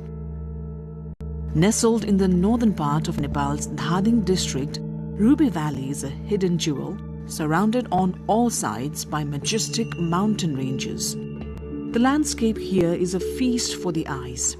White rhododendron blossoms paint the hillsides and sprawling rice fields shimmer under the sunlight. At about 300 kilometers from Kathmandu, the valley is a serene retreat, rich in culture, tradition, and natural beauty. Reaching Ruby Valley involves a remarkable trek that starts with a scenic journey from Kathmandu through Nuwakot and Rasuwa, winding towards the base of Ganesh Himal, the towering peak that watches over this land. The trek leads through dense pine and oak forests, terraced farmlands, and vibrant local villages like Tipling, home to the Tamang community. These people live in harmony with nature, cultivating crops and raising livestock while keeping their rich traditions alive, welcoming visitors with warm hospitality and cultural performances.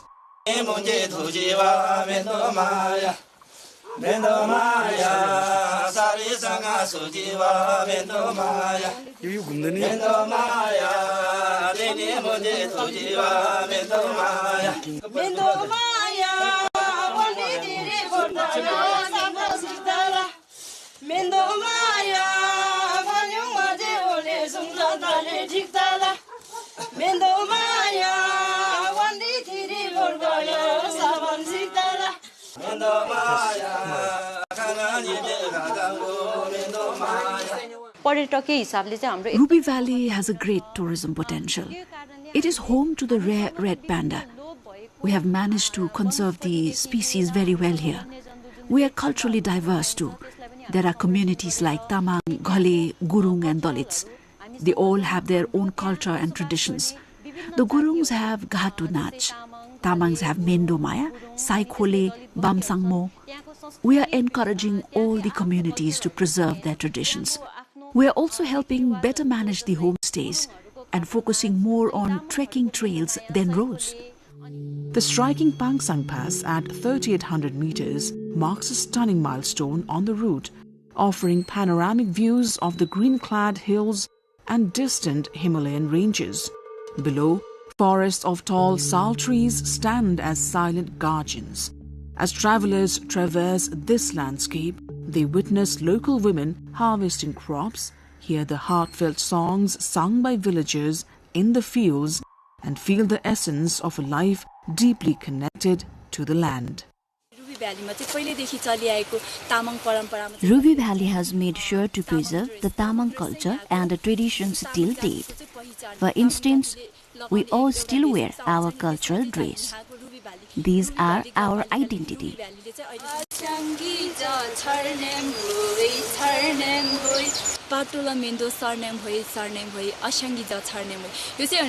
This song has been in our community since ages. It explains to us of our culture. It also includes our tradition of marrying maternal cousins. Our parents emphasize on continuing the practice. I think I'll get married to my maternal uncle's son too. The daily sight of Ganesh Himal inspires awe and a sense of peace that visitors carry with them. Ruby Valley lies in the heart of the Himalayas, surrounded by some of Nepal's most famous mountain ranges, Manaslu, Annapurna, Langtang and Ganesh Himal itself.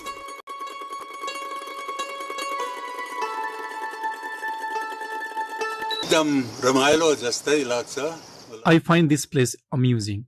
I feel happy. People here are very kind and open-hearted. They are very friendly and welcoming. This place is like home to me, as I lived here for 1.5 years. One can view Pangsang and Peldur Himal from here along with Langtang and Manaslu range. Ruby Valley is like heaven. Just like its name, Ruby Valley, this place is Valley of Gems and Jewels. There are precious red, blue, black stones and crystals here. It's a fitting place for geological studies. There's a beautiful mountain range that one can view from here, including the Ganesh Himal, which gives so much light and joy to all Nepalese. The place is rich in animal and bird diversity and is home to different herbs. This is a perfect destination for both international and domestic tourists. Everyone should visit this place at least once in their life. This place has a great potential. This road here connects Nepal with China and it's also good for trekking. We have helicopter facility, phone and electricity supply. We have all facility that one needs. This is a must-visit destination for both domestic and international visitors. Ruby Valley is home to different communities. There are as many languages, cultures, and religions as there are communities. Most people are farmers. They do agriculture and also rear livestock. Most take their yaks and sheep upward during monsoon. Up there, it's beautiful. One can find hundreds of different flowers, diverse birds and fauna there. Words are not enough to explain the beauty of Ruby Valley.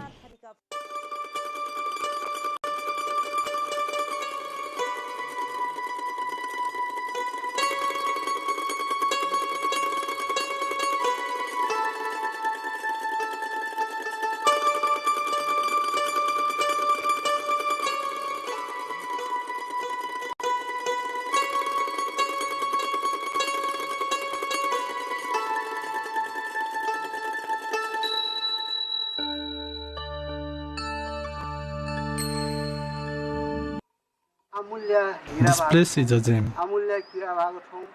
It has precious resources and a great hydropower potential. There are many precious herbs as well. The beautiful mountains and historical sites make this place beautiful. All my sons and daughters left. They're living their own lives, while we continue to live the way we did. It sounds fun living in the cities, but most don't have their own homes. It must be difficult living in rent. It's easier here. In city, you have to work hard to keep up.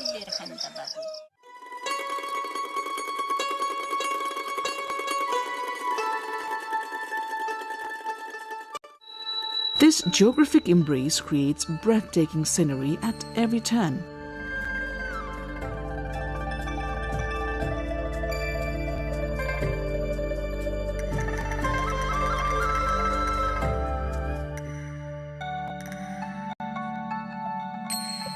Yak caravans and mule trains add a touch of timeless charm to the trekking experience, enhancing the rustic beauty of this remote land. The village of Chalis, nestled in the lap of Ganesh Himal, is a cultural crossroads for the Gurung community. Visitors witness their unique traditions, hear their folk songs by evening fires, and enjoy their vibrant dances, which invite travelers to connect on a deeper level.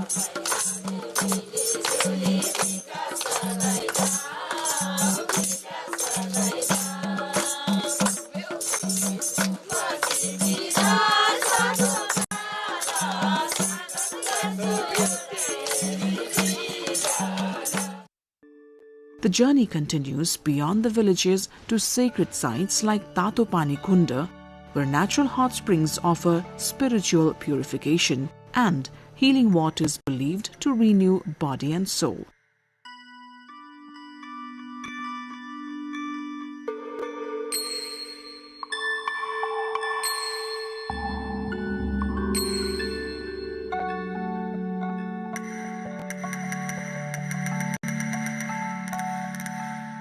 From there, hikers embark on a challenging yet rewarding trek to the holy Ganesh Kunda, a glacial pond named after Lord Ganesh.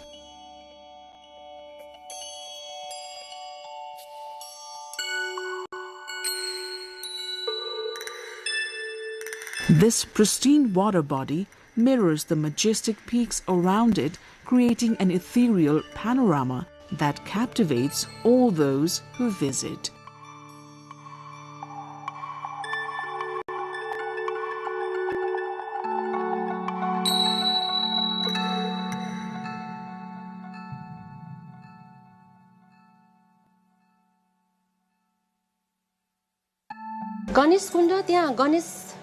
Most Nepalese know very well that Ganesh Himal range is believed to be a place Hindu Lord Ganesh visits for rest and recreation. That is its speciality. With peaks ascending over 7,400 meters, Ganesh Himal stands as a guardian of this sacred valley.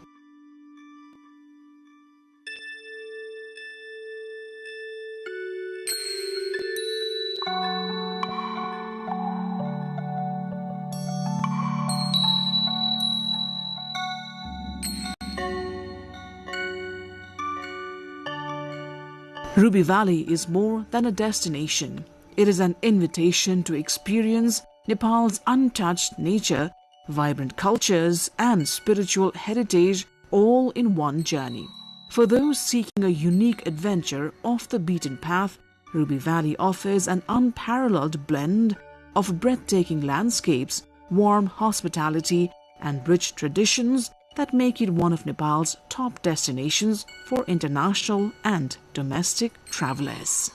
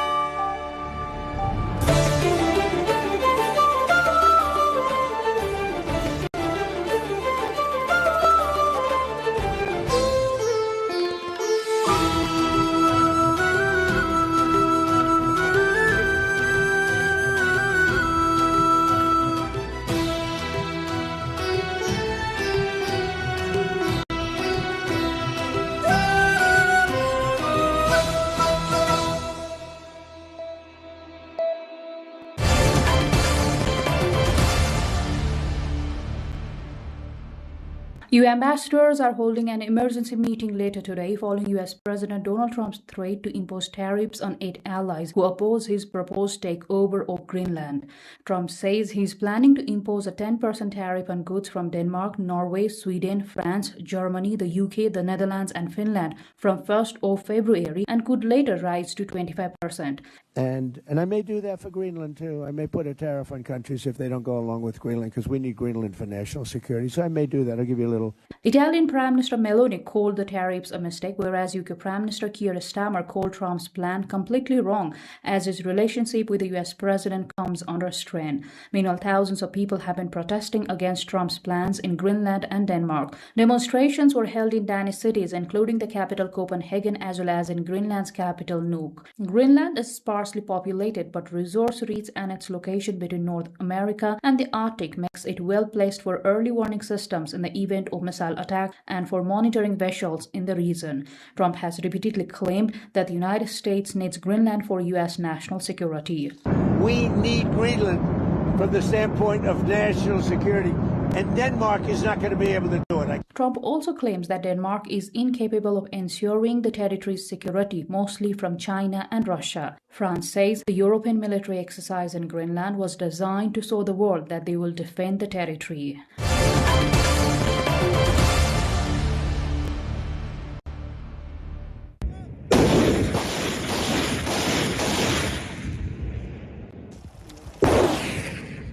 The Syrian army continued its push into Kurdish-held territory despite US calls to halt its advance in towns in the area in Syria's north. State media said the army took over the northern city of Tabqa and its adjacent dam as well as the major Freedom Dam, formerly known as the Bath, west of Syrian city of Raqqa. Syrian Kurdish authorities had not acknowledged their loss of control over the strategic points, and it is unclear if fighting is still ongoing. For several days, Syrian troops had amassed around a cluster of villages that lie just west of the winding Euphrates and had called on the Kurdish-led Syrian Democratic Forces stationed there to redeploy their forces on the opposite bank of the river. They have been clashing over a strategic post and well fields along the Euphrates River. SDF fighters withdrew from the area early on Saturday as a gesture of goodwill, but then accused Syrian troops of violating the agreement by continuing to push further east into towns and well fields not included in the deal. The initial withdrawal deal included the main town of Deir Hafer and some surrounding villages whose residents are predominantly Arab. But when Syria's army announced it aimed to capture Tabqa next, the SDF said that was not a part of the original deal and that it would fight to keep the town as well as another well field in the surrounding. Syria's army says 4 of its troops had been killed in attacks by Kurdish militants, and the SDF says some of its own fighters had been killed but did not give a number.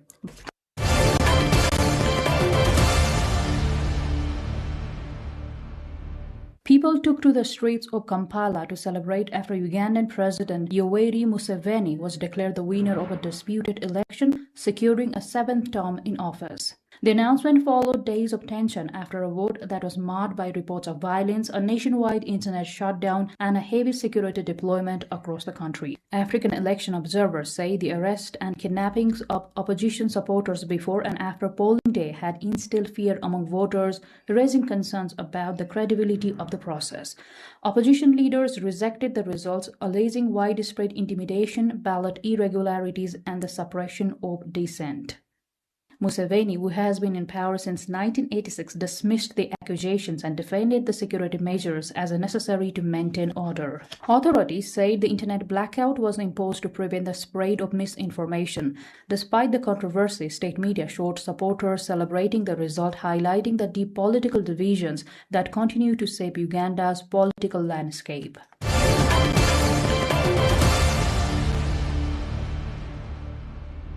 Indonesian authorities say they have located the wreckage of a fisheries surveillance plane that went missing in South Sulawesi province on the slope of a fog-covered mountain and had recovered the body of one of the 10 people on board. The ATR 42500 turboprop, owned by Aviation Group Indonesia Air Transport, lost contact with air traffic control on Saturday at about 1:30 p.m. local time around the Maros region in South Sulawesi.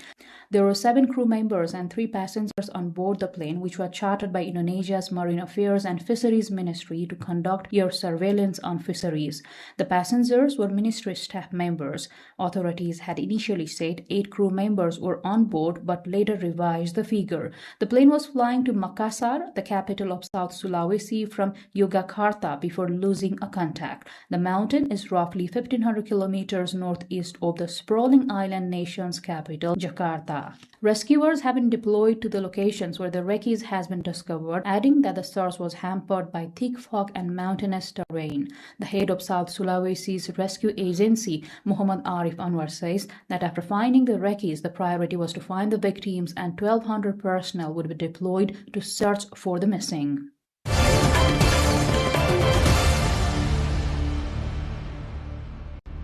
Thousands of Hindu devotees gathered at the Sangam, the sacred confluence of the Gangas, Yamuna and the mythical Saraswati rivers, to bathe in the holy waters during India's annual 44-day Magh Mela festival. Pilgrims from across the country arrived in the early morning, braving winter cold to take part in the ritual bathing, which is believed to bring spiritual liberation and cleanse devotees of their sins.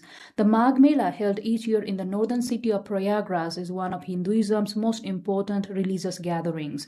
Temporary camps, kitchens and medical facilities have been set up along the river banks to accommodate the influx of worshippers, saints and other people. Authorities deployed a large number of police and volunteers to manage crowds and ensure the safety at the sprawling festival site. The event blends devotion, tradition and community, drawing millions over its duration and underscoring the enduring spiritual significance of India's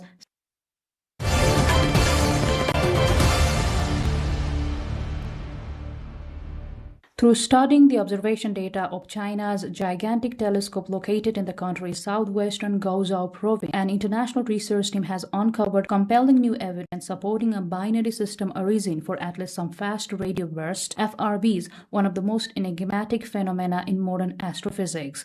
These findings, made by the research team led by astronomers from the Purple Mountain Observatory of the Chinese Academy of Sciences, are based on observations using China's 500-meter aperture spherical radio telescope and have been published online in the journal Science. Since their discovery in 2007, astronomers have proposed a variety of models involving neutron stars and other compact objects. For repeating FRBs, periodic burst activity has hinted at a binary origin, though direct observational evidence has long been elusive. Researchers interpret this behavior as a result of a dense magnetized plasma cloud passing through the line of sight between the source and the Earth.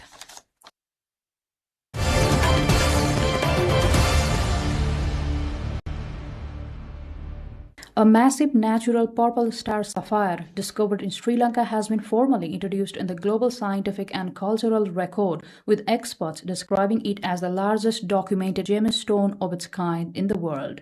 The value of the gemstone is estimated to be between $300 to $400.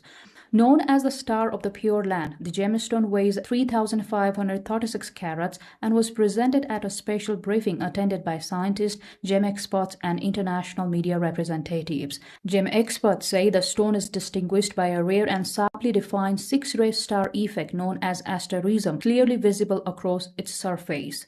It is noted that its round cut, combined with its exceptional size, clarity, and rich purple color, makes it the largest known round-cut natural purple star sapphire. Sri Lanka is one of the world's most important sources of sapphires, and the unveiling of the Star of Pure Land further reinforces the island's reputation as a global center for rare and exceptional gemstones.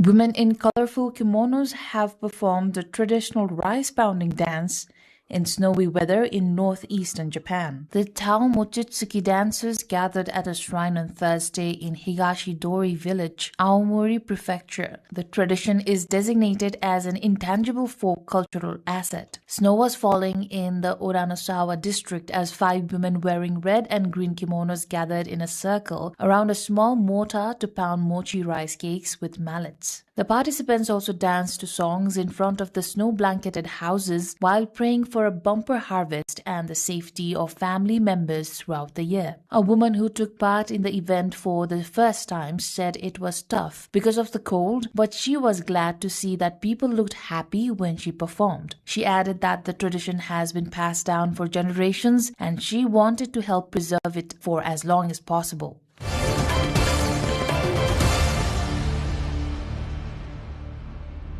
India's ancient sport of Jallikattu is viewed by its practitioners not as a reckless gamble with death, but as a deeply rooted way of life tied to tradition, identity, and pride. The centuries-old event, held mainly in the southern state of Tamil Nadu, sees young men run alongside charging bulls in open fields, attempting to subdue the powerful animals using only their strength, balance, and skill. Participants grip the bulls by their horns or humps, clinging on as the animals charge forward, a stark contrast to Spanish bullfighting, which takes place in arenas and involves weapons. In Jallikattu, the bulls are not killed, and success is measured by how long a contestant can hold on or control the animal.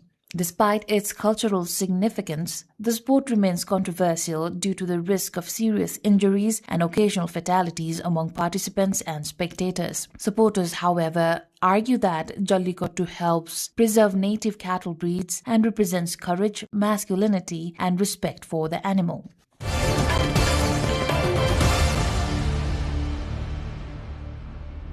Around 200,000 free tulips are being handed out at Museumplein in Amsterdam as part of Dutch National Tulip Day, marking the start of the country's international cut tulip season. The event, organized under the theme United in Bloom, draws locals and tourists alike who line up to collect the vibrant flowers and celebrate the Netherlands' iconic flower industry. The tulip season, which runs until the end of April, showcases the nation's status as the world's leading producer of cut tulips. During the 2025 season, the Netherlands produced an estimated 2 billion cut tulips, underscoring the scale and global importance of its floriculture sector. Dutch National Tulip Day combines tradition, tourism, and horticulture, offering a colorful start to the spring season while highlighting the economic and cultural significance of the tulip in Dutch life.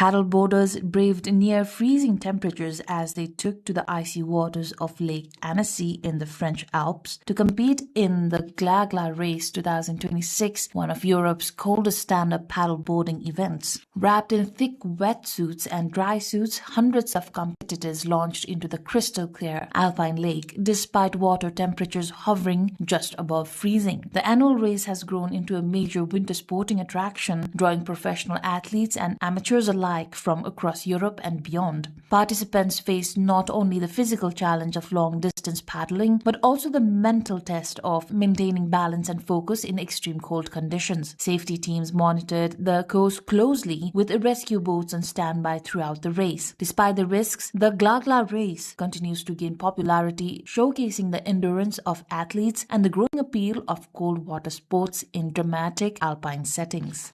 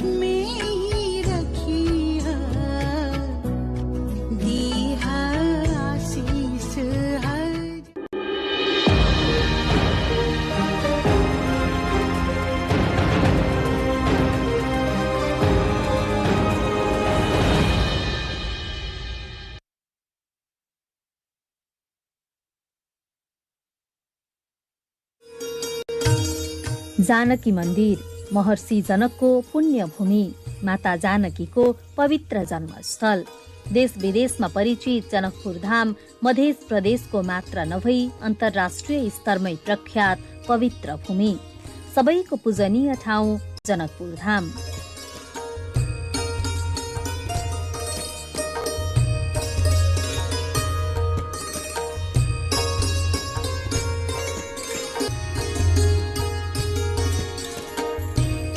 Mahendra राजमार्गको ढल्केबरबाट करिब 21 kilometre दक्षिण लागेपछि शहीद gate हुँदै रामानन्द चोक पुग्न सकिन्छ। जनकपुरको ठूलो प्रवेशद्वार रामानन्द प्रवेशद्वार। 4वटा ठूलो पिलरमा बनाइएको रामानन्द प्रवेशद्वारको माथि स्वामी रामानन्दको प्रतिमा छ। यो प्रवेशद्वारलाई जनकपुरवासीले जनकपुरको गौरव समेत मान्ने गरेका छन्। रामानन्द चोकबाट करिब 1 किलोमिटर पूर्व गएपछि मिथिलाञ्चलवासीको सांस्कृतिक धरोहर जानकी मन्दिर पुग्न सकिन्छ।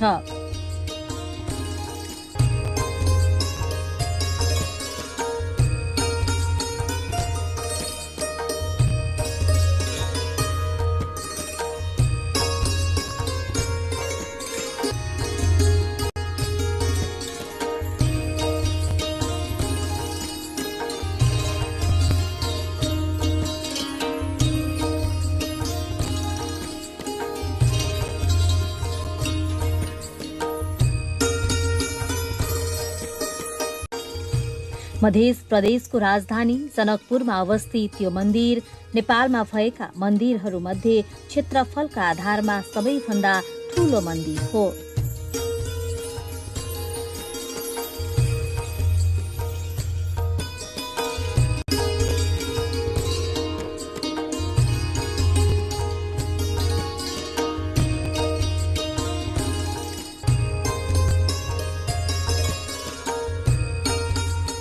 मन्दिर निर्माणको 125 वर्ष जति मात्र भए पनि यसमा स्थापित राम जानकीको प्रतिमा भने झण्डै 700 वर्ष पुरानो भएको संस्कृतिविदहरूको भनाइ छ।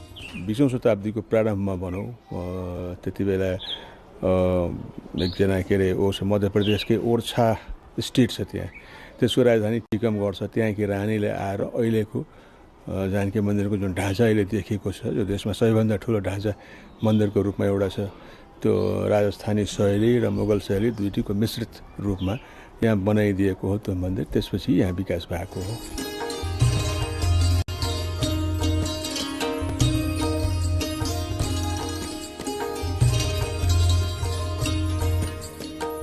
विक्रम सम्वत 1968 सालमा निर्माण सम्पन्न भएको यो मन्दिर धार्मिक र सांस्कृतिक हिसाबले सम्पन्न मैथिली सभ्यताको धरोहर हो। पवित्र हिन्दू धर्मस्थलको रूपमा चिनिने जानकी मन्दिर मुगल शैलीमा निर्माण गरिएको छ।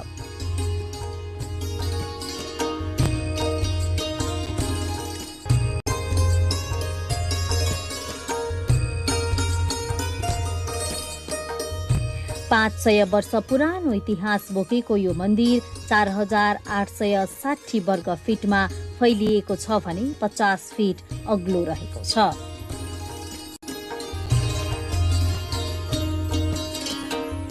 नेपालको ख्याति प्राप्त यो मन्दिरलाई कलाको उत्कृष्ट नमुना मान्न सकिन्छ।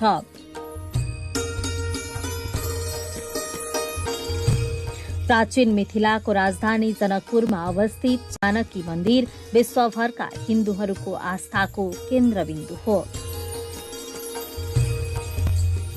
यो मन्दिर भारत मध्य प्रदेश स्थित टिकमगढकी राजकुमारी वृषभानुकुमारीले 9 लाख चाँदीका असर्फी खर्च गरेर निर्माण गरिएको हो भन्ने किम्वदन्ती छ।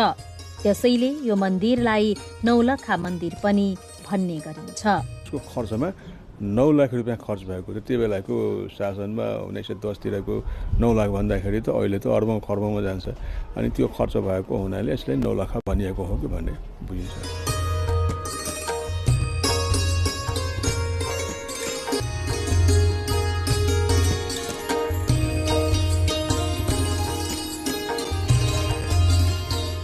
प्राचीन मिथिला हिन्दू तथा मुस्लिम कलाको समुचित समायोजनबाट निर्मित जानकी मन्दिर कलाकृतिले समेत भरिपूर्ण ठाउँ हो।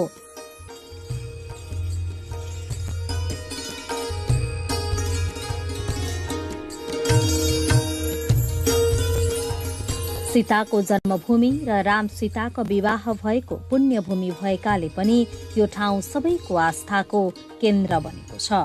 सीतामढ़ी से हम लोग जनकपुर धाम पर आए हैं। माँ जानकी का यह पालन स्थल है, जन्म स्थल पुनौरा भूमि हुआ। वहाँ से राजा जनक जी पुनौरा धाम से माँ जानकी को यहाँ अपने दरबार में अपना यहाँ उनका साम्राज्य था, उस साम्राज्य में अपना यहाँ उनका लालन पालन हुआ है और काफ़ी धार्मिक आस्था है। जगत जननी माँ सीता का यह लालन पालन का स्थल है और हम लोग इसी आस्था से माँ जानकी के आशीर्वाद लेने हेतु यहाँ पर पहुँचे हुए।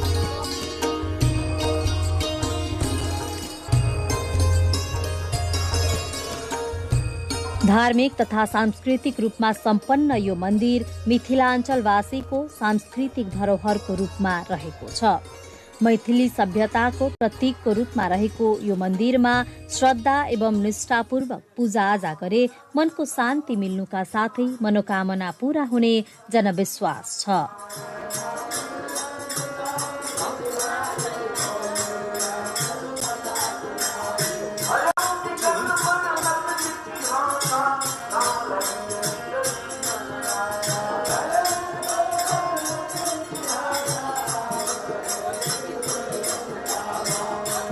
यहाँ पे हम जानते हैं कि सीता माता का जन्म स्थान है यहाँ पे, तो हम यहाँ हम राम और कृष्णा दोनों एक मानते हैं।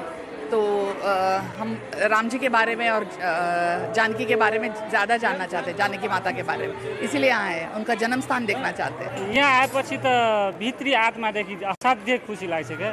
जति जे हाम्रो मनभित्र हुन्छ नि, बाहिर कतै हुँदाखेरि हामीभित्र जुन मनमा चलिरहेको हुन्छ नि, यहाँ आएपछि त बेग्लै महसुस भइरहेको हुन्छ क्या, त्यस्तो हुन्छ। ऐतिहासिक, धार्मिक तथा पर्यटकीय क्षेत्रको रूपमा रहेको यो मन्दिरभित्र पर्यटकलाई लोभ्याउने कलाकृति र सौन्दर्यताकै कारण यहाँ देश विदेशबाट हजारौंको संख्यामा दर्शनार्थीहरूको भीड लाग्ने गर्दछ। यहाँको कला कौशलताले सजी सजाऊ मन्दिरसँगै वरिपरि रहेको हरियाली वातावरणले पर्यटकहरूलाई थप आकर्षित गर्नुका साथै ऊर्जा समेत प्रदान गर्ने गर्दछ। बहुत दिनों की इच्छा थी कि मैं माता के स्थान पे आऊं, है ना, और आने का मुझे सौभाग्य हुआ और मुझे बहुत ही दिल से खुशी हो रही है कि मुझे इनका दर्शन हुआ। और जिस तरह से यहाँ पे संरक्षण किया गया है, इससे मुझे बहुत ही संतुष्टि हो रही है और सभी का बहुत बहुत धन्यवाद। और मैं भगवान का आभार प्रकट करती हूँ कि मुझे दर्शन का सौभाग्य मिला।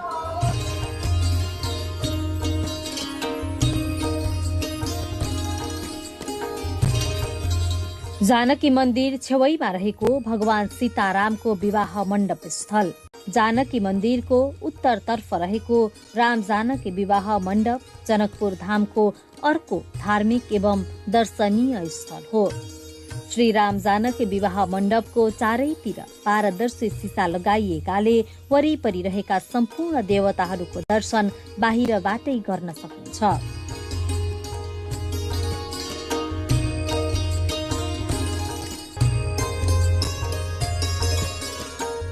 सीतारामका भव्य मूर्तिहरू, मध्यभागमा देवीका मूर्तिहरू राखिएका छन्। गर्भ मण्डपभित्र कलात्मक स्तम्भहरू छन्।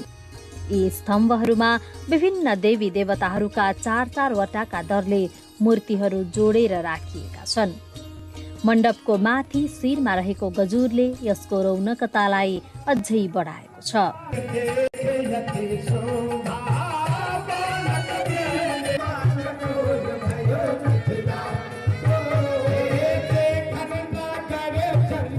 यहाँ विवाह पञ्चमीमा भारत अयोध्याबाट लाखौं मानिसहरू जन्ती बनेर आउने गर्दछन्। जानकी मन्दिर, राम मन्दिर लगायतका मठ मन्दिरहरूबाट बाजागाजा सहित निस्किने झाँकी नगरको विभिन्न भागको परिक्रमा गर्दै ऐतिहासिक रंगभूमि 12 बिघा मैदानमा पुगी राम र जानकीको स्वयंवर हुने गर्दछ। विवाह पञ्चमीको अवसरमा जानकी मन्दिर, राम मन्दिर, जनक मन्दिर, विवाह मण्डप, शिव मन्दिर लगायतका मठ मन्दिरहरूमा बिहानैदेखि साधु सन्त, भक्तजन र दर्शनार्थीहरूको घुइँचो लाग्ने गर्दछ। विवाह पञ्चमी मेला भर्न नेपालका विभिन्न स्थानका साथै भारतबाट समेत भक्तजनहरू जनकपुर धाम आउने गर्दछन्। विवाह पञ्चमी यहाँको सबभन्दा ठुलो महत्त्वपूर्ण पर्व हो। उसमा चाहिँ बढी भिड हुन्छ। सबैतिरबाट मान्छे आउँछ। अयोध्याबाट जयन्ती आउँछ। लोकल मान्छेको पनि भिड हुन्छ। विवाह पञ्चमी ठुलो मेला हुन्छ यहाँको। हुन त सबै महिनामा छ। अब यो साउनमा यो आषाढको पूर्णिमा गुरु पूजा हुन्छ, उसमा पनि लाग्छ। श्रावणमा झुला हुन्छ नि, हरियाली तीज भन्छ, झुल्ने प्रक्रिया छ, त्यो पनि हुन्छ। भदौमा चाहिँ जन्माष्टमी हुन्छ। यस्तै आश्विनमा दुर्गा पूजा, कार्तिकमा अन्नकुट दिवालीहरू हुन्छ। अनि फेरि मङ्सिरमा विवाह पञ्चमी हुन्छ। यसो फाल्गुनमा परिक्रमा हुन्छ 15 दिनको। चैतमा रामनवमी हुन्छ। वैशाखमा जानकी नवमी हुन्छ। सबै महिनामा केही न केही पर्व भइरहन्छ।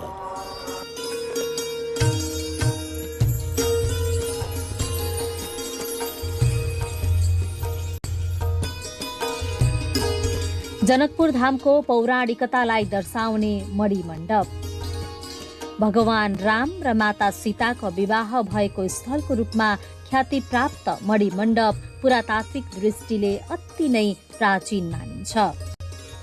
यो मण्डपले मिथिला सभ्यताको प्राचीनतालाई समेत दर्शाउँदछ। यो तपाईको त्रेता युगमा जुन समयमा भगवान रामको बिहे भएको थियो नि, त्यो बेलाको यो मण्डप हो। या यो भूमि छ नि, जुन माटो छ नि, हाम्रो पूर्वजले यो माटोलाई नै पूजा गरेको थियो पहिला। अहिले तपाईको त्यो बाँसको झोपडी बनाएर पूजा गर्दै आइरहेको थियो। त्यसपछि यो तपाईको 2007 मा इन्डियाको डेटमा जयपुरको मान्छेले यो बनाएको। जनकपुरबाट करिब 17 किलोमिटर उत्तरमा धनुषा धाम रहेको छ। राजा जनकले आफ्नी छोरी सीताका लागि आयोजना गरेको स्वयंवरमा भगवान रामले तोडेको शिवजीको धनुषको 3 टुक्रा मध्ये 1 टुक्रा यही झरेको थियो भन्ने मान्यता छ।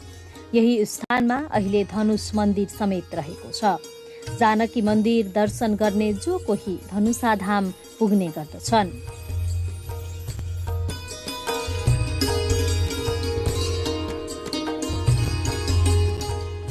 जानकी मन्दिर पुग्ने भक्तजनहरूले धनुषा धामको दर्शन नगरे दर्शन पूरा नहुने महन्तहरू बताउनुहुन्छ। सीता र रामजीको बीचमा एउटा जुन वैवाहिक बन्धन भएछ, त्यसको प्रतीक रूपमा त्यो धनुष हो। त्यो स्वयं भगवानको हातबाट भाँचिएको र स्वयं परशुराम पनि एउटा भगवानको अवतारले चाहिँ त्यो धनुष, शिवजीको धनुष जनकले दिएको हुनाले त्यसको महात्म्य हेर्ने हो भने रामेश्वरम चाहिँ पछि स्थापना गर्नुभएछ भगवान रामले। त्यो धनुष चाहिँ आफ्नो हातबाट त्योभन्दा पहिला स्थापना गर्नुभएको हुनाले त्यो पनि एउटा दर्शनको ठुलो महत्त्वपूर्ण स्थान हो धनुषा धाम। र त्यो राम र सीताको बीचको एउटा प्रतीक रूपमा त्यो धनुष मानिन्छ। र जनकपुर आउने दर्शनार्थीलाई यदि धनुषको दर्शन भएन भने पूर्ण दर्शन हुँदैन, अधुरो दर्शन हुन्छ। त्रेताकालीन इतिहास बोकेको जनकपुरको धनुष सागर, 3 टुक्रा भएको शिवजीको धनुष मध्ये 1 टुक्रा पातालमा गएको थियो भन्ने किम्वदन्ती अनुसार सोही स्थानमा पोखरीको आकार लिएको मान्यता छ। आज सोही स्थानलाई धनुष सागरको नामले चिन्ने गरिन्छ। जानकी मन्दिरको छेउमा रहेको राम मन्दिर, जानकी मन्दिर पुग्ने जो कोही राम मन्दिर पुग्ने गर्दछन्। जानकी मन्दिरको निर्माणभन्दा पहिले नै निर्मित यो मन्दिरको निर्माण प्यागोडा शैलीमा गरिएको छ। राम मन्दिरलाई झट्ट हेर्दा पशुपतिनाथ मन्दिरको झल्को आउँछ। राम मन्दिरमा पञ्चायन मूर्ति, लक्ष्मीनारायण, विष्णु अवतारको मूर्ति, अन्य देवी देवताको नित्य पूजा अर्चना गर्ने गरिन्छ।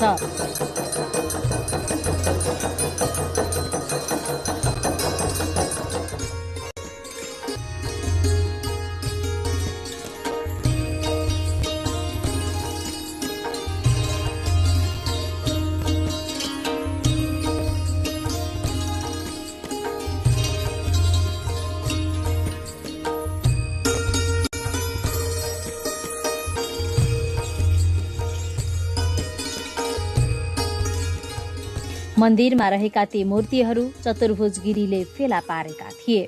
तिनै सन्तले पछि मन्दिरमै रहेको बरको रुखमुनि मूर्तिहरू राखेर पूजा सुरु गरेका थिए भन्ने भनाइ छ।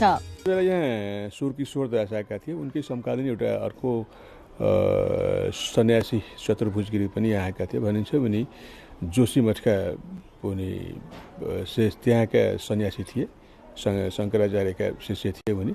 अनि यहाँ उनी पनि मिथिला खोज्दै जनकपुर आएका थिए। यहाँ बस्दाखेरि एउटा भनाइ के छ भने उनी यहाँ आउँदाखेरि अहिले जहाँ राम मन्दिर छ त्यो राम मन्दिरकै ठाउँमा एउटा रुखमुनि बसेका थिए। उनीलाई स्वप्न भयो अरे, त्यो भनाइ छ एउटा किंवदन्ती जस्तो। अनि उनले त्यहाँ खन्दाखेरि त्यहाँबाट मूर्तिहरू फेला पारे, लक्ष्मीनारायणका मूर्तिहरू अहिले पनि त्यहाँ लक्ष्मीनारायणका मूर्तिहरू त्यहाँ छ त्यहाँ, र अहिले राम मन्दिरका भएका मूर्तिहरू पनि छन्।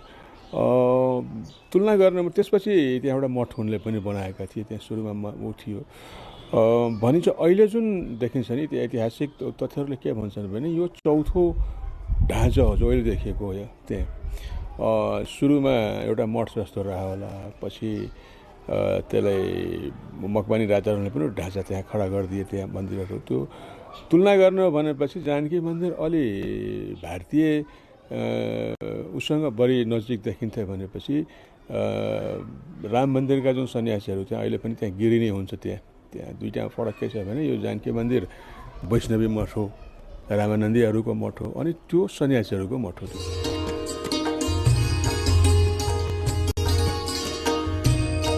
जनकपुर धामका पुराना मन्दिरहरूमध्ये लक्ष्मण मन्दिर पनि एउटा हो।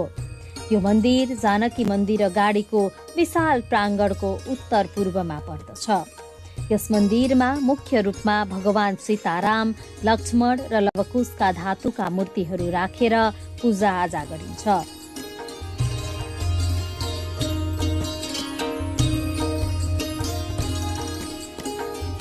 राजा जनककै नामले प्रख्यात नगरी जनकपुर धाममा रहेको जनक मन्दिर प्राचीनताको अर्को नमुना हो। यो मन्दिर धनुष सागरको उत्तर पश्चिम डिलमा अवस्थित छ।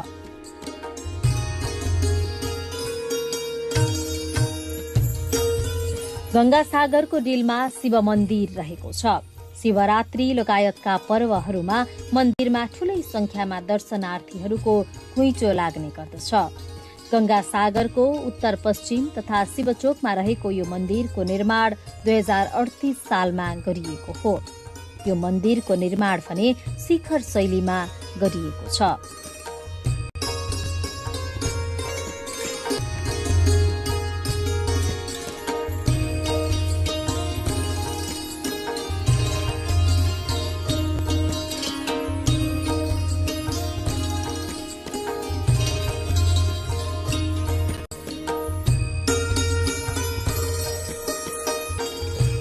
जानकी मन्दिरमा बिहान 7 बजे र बेलुका 8 बजे आरती हुने गर्दछ। संगीतमय यो आरती हेर्नका लागि श्रद्धालुहरूको भीड नै लाग्ने गर्दछ।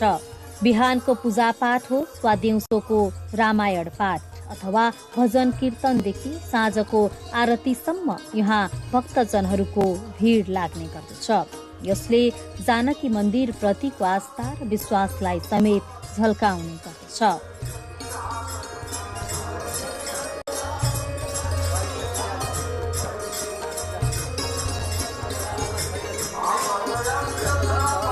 आस्था ठुलो छ यो क्षेत्रमा। जनकपुरको विकासको क्रममा हेर्यो भने यो दुईटा मन्दिर सम्भवतः नभएको भए जनकपुर मेटिन्थ्यो अथवा स्थापित हुने थिएन। किनभने धेरै प्राचीन पश्चिमी विद्वानहरू जसले अनुसन्धान गरेका छ जनकपुरको बारेमा, उनीहरू पनि भनाइ के छ भने जनकपुर धेरैचोटि बसिसकेका छ, धेरैचोटि उजाड भइसकेका छ, यसको इतिहास त्यही भन्छ। तर यो दुईटा मन्दिरले गर्दाखेरि यहाँ के भयो भने विभिन्न कुटीहरूको स्थापना पनि भयो, जाति कुटीहरूको स्थापना भयो। विभिन्न जातले आफ्नो आफ्नो कुटीहरूको स्थापना गरे, गाउँ घरमा बसेका थियो, तर कुटीको स्थापना जनकपुरमा गरे, किनभने जनकपुरमा आएर पुण्य कमाउनु छ।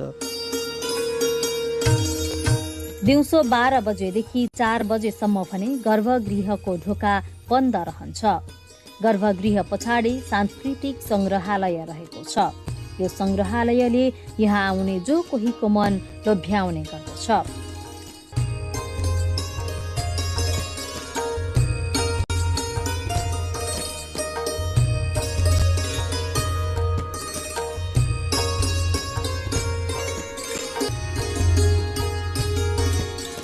यो संग्रहालयले हलेश्वरी महायज्ञ भएर सीता फेला परेदेखि सीतारामको विवाह भएसम्मको झझल्को दिलाउने गर्दछ।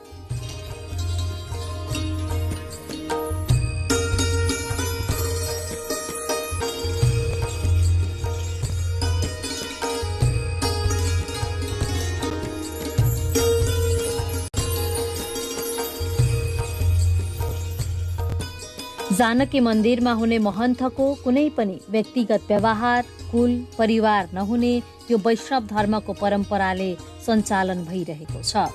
वैराग्य परम्पराले चल्ने यो मन्दिरको हालको पुजारी महन्त राम तपेश्वर दास हुनुहुन्छ। महन्तको 2, 4, 10, 20टा चेला हुन्छ। त्यो चेला मध्ये चाहिँ यहाँको नगर समाज, यहाँको महन्तजी होइन, जसलाई लायक सम्झिन्छ उसलाई चाहिँ बनाउँछ। मरेपछि उसलाई दाह क्रिया गर्छ। त्यसपछि यहाँको समाज उसैलाई महन्त बनाइदिन्छ अनि गुड्स स्थान उसैलाई समर्थन दिइदिन्छ। यही परम्परा छ अहिलेसम्म। छुटगुठीको रूपमा रहेको यो ऐतिहासिक मन्दिर भेटीबाट सञ्चालन हुने गर्दछ। छुटगुठी भएकै कारणले 3 तहकै सरकारसँगैका कुनै पनि गुठी संस्थानले यसमा लगानी गरेको छैन। 12 महिनामा 12वटा पर्व, विवाह पञ्चमी, सार्वजनिक विवाह हुनुका साथै जानकी मन्दिरको हातभित्र दैनिक जसो अखण्ड रामायण पाठ, अखण्ड कीर्तन लगायतका कार्यक्रम हुने यस मन्दिरको व्यवस्थापन समेत दान दातव्यबाट सञ्चालन भइरहेको छ।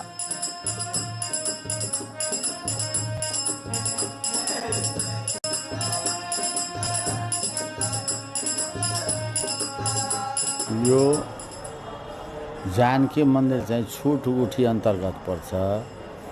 अनि गुठी संस्थान र हाम्रो जुन लाल मोहर छ नि त्यसमा लेखेको छ यसको जुन सम्पत्ति छ, यसको जुन साधन स्रोत छ, यसैबाट चाहिँ यसलाई सञ्चालन गर्ने भएन भन्ने महन्जी स्वयं यसको व्यवस्था गर्ने।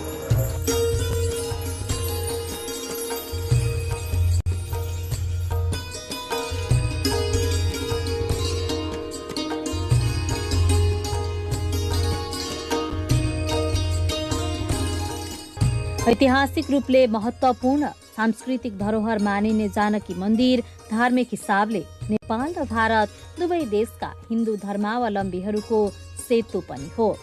मध्य प्रदेश सरकारले हिन्दू धर्मावलम्बीहरूको पवित्र र प्रख्यात तीर्थस्थल जानकी मन्दिरलाई विश्व सम्पदा सूचीमा सूचीकृत गर्नका लागि आफ्नो 2081-82 को नीति तथा कार्यक्रममा समावेश समेत गरिसकेको छ।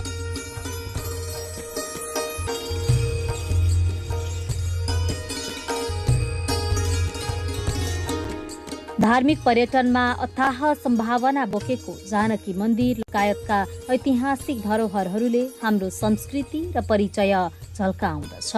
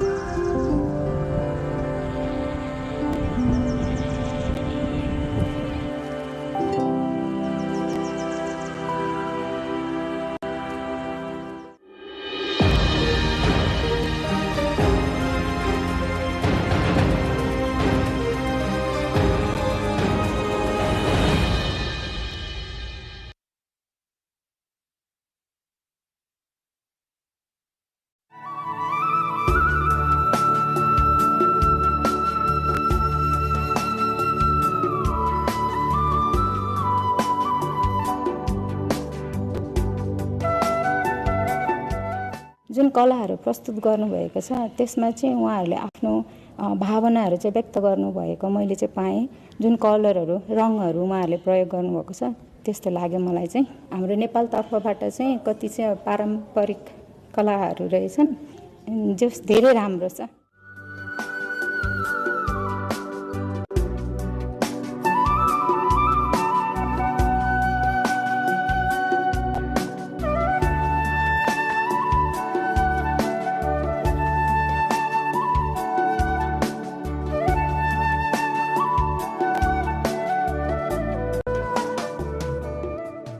This exhibition is about the 70 years relationship of the Nepal and the China, where I have presented my work over here. The work indicates about the relationship between the two countries, and this is title also is a togetherness, which means like two people can complete everything, without two they cannot. So it's all about the feelings, desires, and then the whatever we are doing, we need other help. So individually we can do this. So individually my work representing the printmaking part is a surface print over here, and then this exhibition is along with the other Chinese artists and the Nepalese artists. I'm proud to be here to present my work in this exhibition. It's like it's depend on the time, depend on the mood. All people say that we all are the very artists are very moody person, but my work is took like I set in the mind first, and then when I created, so it depends. In this work, like I did the series work in the Mirahamako Thaili, my mother's pouch, where I grown up with my mother's pouch, where I feel like if she had money, I feel so happy, like I can demand her, like I needed toffee, something else. But there also what I found, like in that pouch, we have two ribbons. Without that ribbon, two ribbons, it cannot open. So there is a symbolically togetherness. So this is all about the togetherness. There were many artists, but the Chinese artists came and see my work, but one of the professor, and then they said like, when I explained about my work, then they said, they haven't think about that one, but they like it much.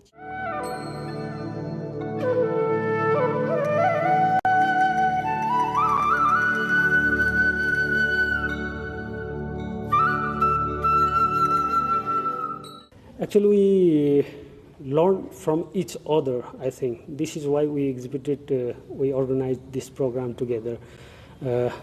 This is what our goal was, to collaborate with them, and our mission to collaborate with different organizations, different nations.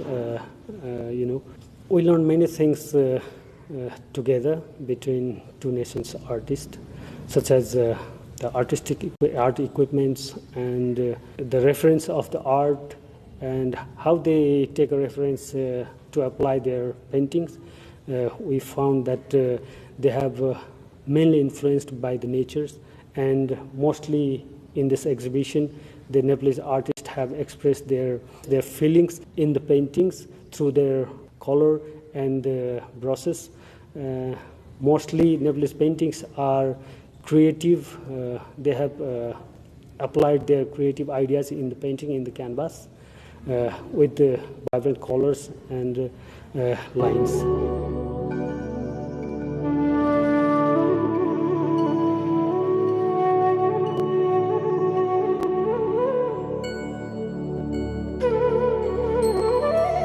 I feel very honored to be the part of this exhibition entitled Silk Road Echoes, Art Unites Heart.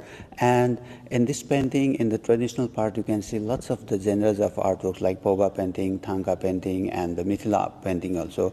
And being a Poba artist, I would like to say something about the Poba painting. As Poba is basically the religious Newar painting, which has been practiced in Kathmandu Valley since more than 1,000 years. So we have the history of the long time, and since that period also the Nepalese artists were used to invite to the Tibet and other parts of the China to create their artworks, and this is how the art has played the very important role in strengthening the relationship between these two countries, Nepal and China.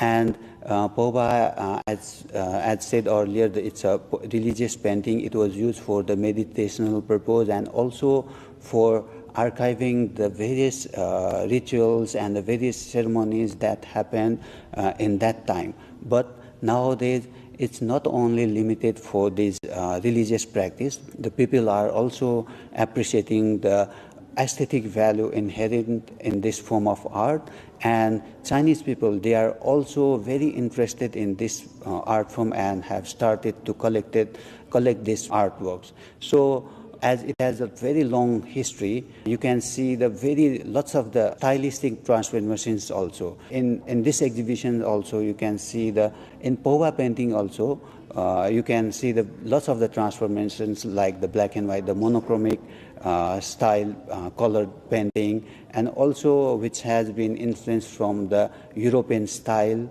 This painting, there is the 8 auspicious symbols, and it's very important in the Buddhist philosophy.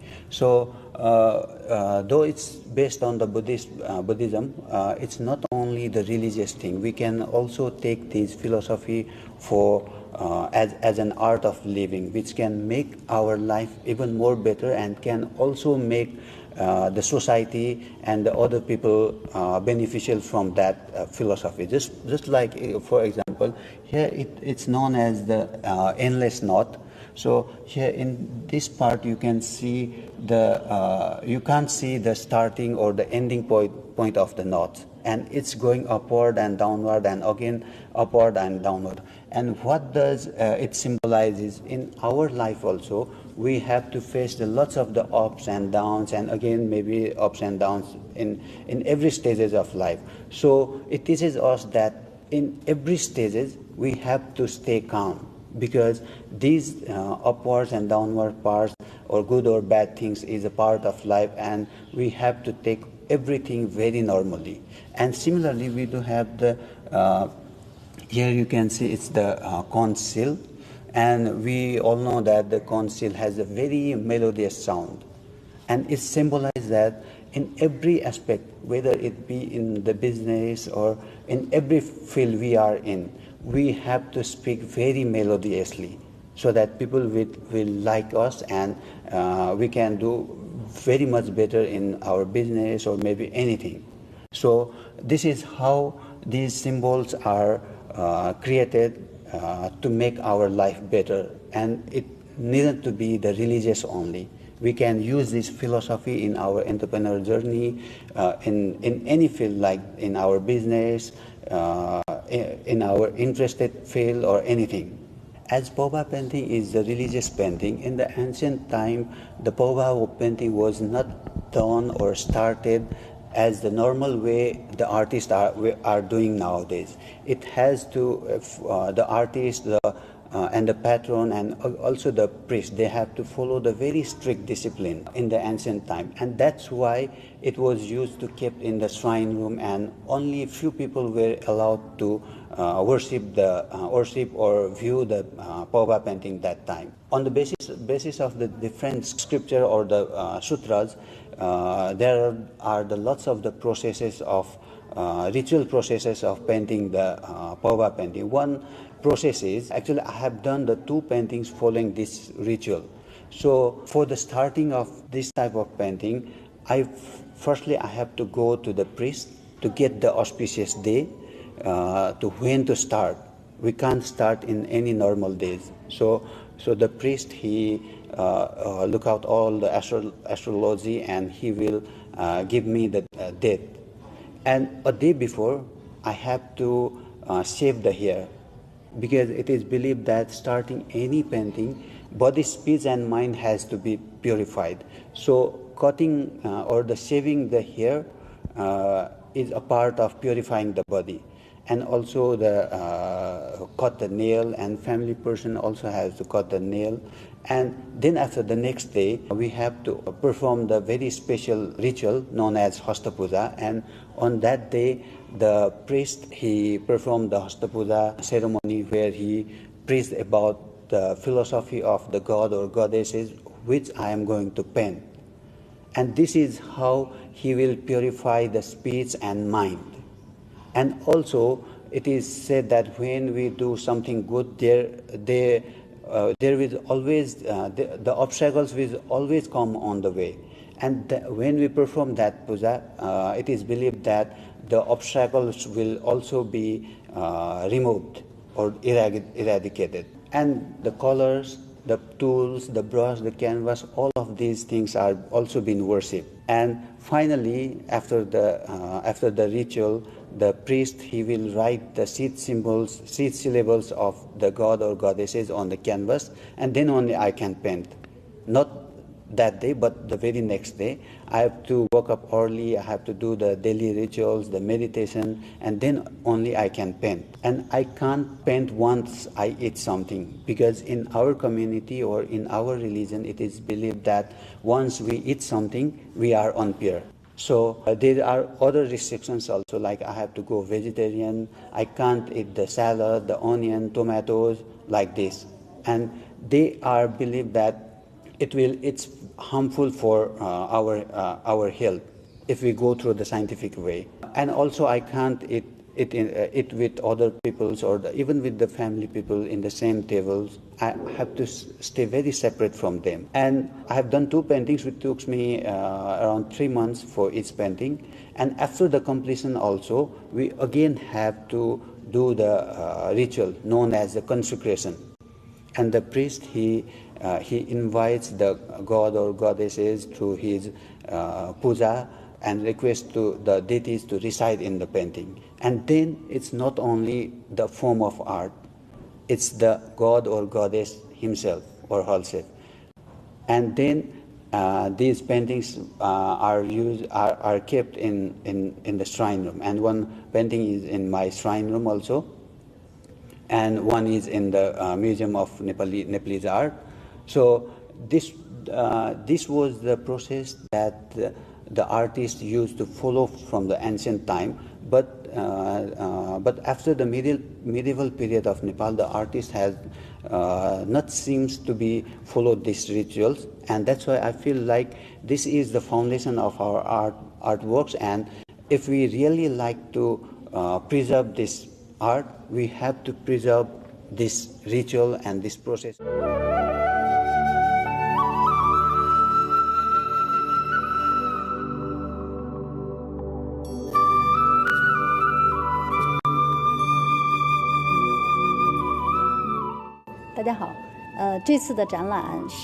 Namaste everyone. This time the exhibition is about the 70th anniversary of the establishment of diplomatic relations between China and Nepal. This was jointly organized by Silk Road Cities Alliance, Nepal Academy of Fine Arts, China Cultural Center in Nepal, and the Ambassador of China in Nepal. These paintings, we are pleased to present 60 paintings and calligraphy works by 5 renowned Chinese painters to Nepali audiences.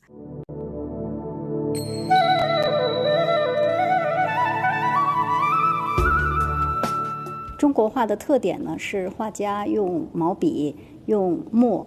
Generally speaking, the traditional Chinese paintings draw inspiration from landscapes, figures, and the delicate world of flowers and birds as its central theme. Though graceful brushstroke techniques and subtle sets of inks and pigment, it vividly portrays the natural beauty of green mountains, flowing waters, flowers, birds, insects, and fish.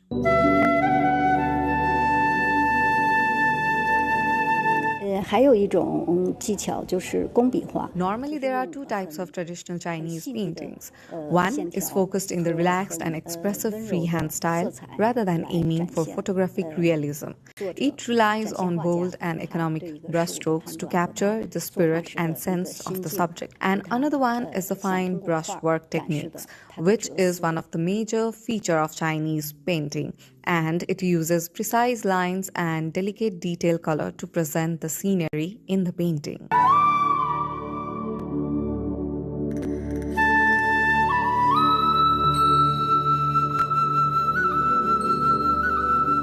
中国画还有一个特点就是诗、书、画。 Chinese painting is also famous for its integration of poetry, calligraphy, painting, and steel carving. Paintings are generally supplemented with poems, calligraphy, and the painter's signature seal.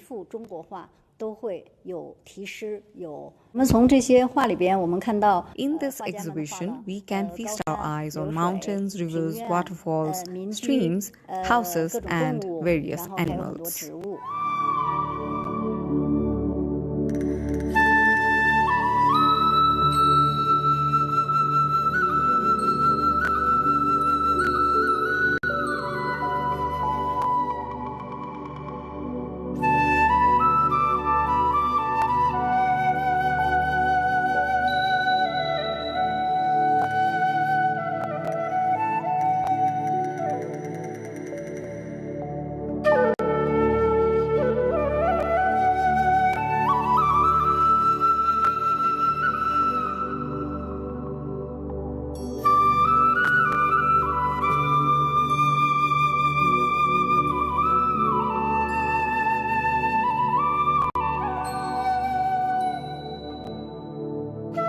Whether it is Prikuti or Orniko from Nepal, who had helped us a great in spreading the culture of Nepal to all over China, and establishing the diplomatic relation between Nepal and China throughout the centuries.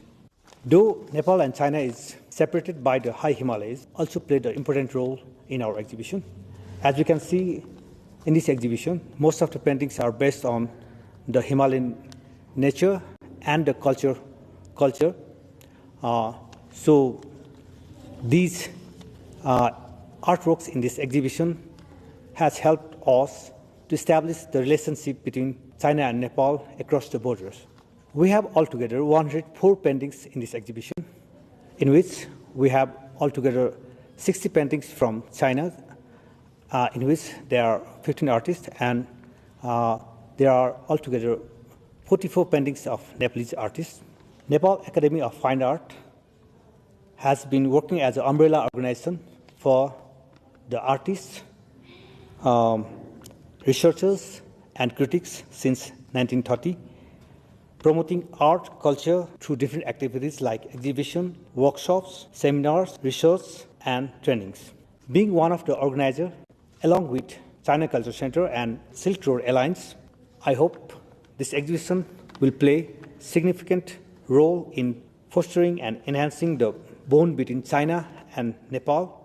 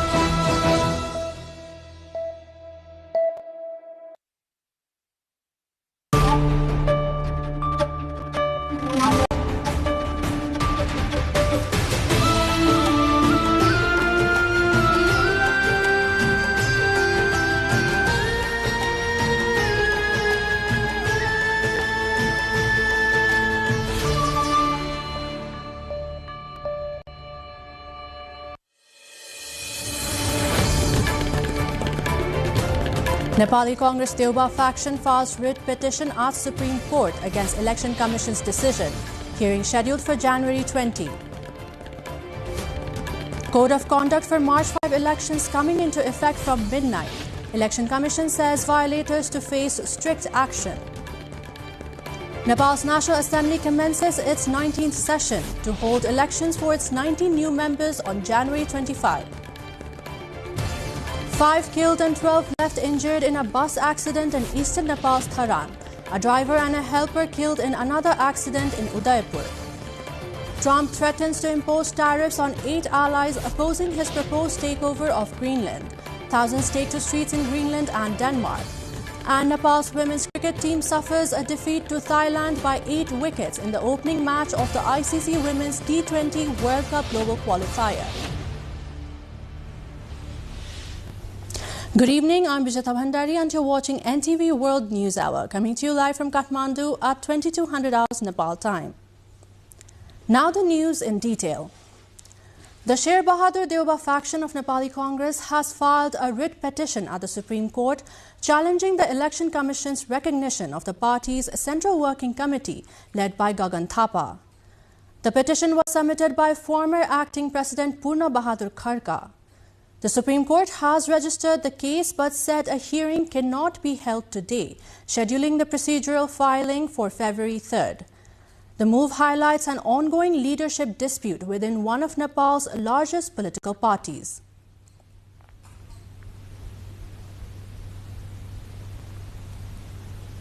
We will delve deeper on this in our Issue of the Day segment later in the bulletin. Nepal's Election Commission will implement the Election Code of Conduct from midnight tonight ahead of the House of Representatives election on March 5. The code aims to ensure a free, fair, transparent and fear-free election with strict action against violators under the Election Commission Act. Acting Chief Commissioner Ram Prasad Bhandari and the Commission team briefed Prime Minister Sushila Karki, Council of Minister members and the senior government officials on the rules at a program in Balwatar. The Commission has urged all political parties and citizens to follow the schedule and participate in the process. The 19th session of Nepal's National Assembly has begun at the old building of the Federal Parliament Secretariat in Singhadarbar, Kathmandu. Speaker Narayan Prasad Dahal inaugurated the session and read a letter from the President's office, followed by a moment of silence for martyrs of democracy. The Assembly passed a condolence motion for the late member Baldev Bohra, a former Constituent Assembly and National Assembly lawmaker. Nepal's 59-member Upper House will hold its next meeting on Friday, January 23, while elections for 19 new members are scheduled for January 25. We will look at this in detail in our cover story segment later in the bulletin.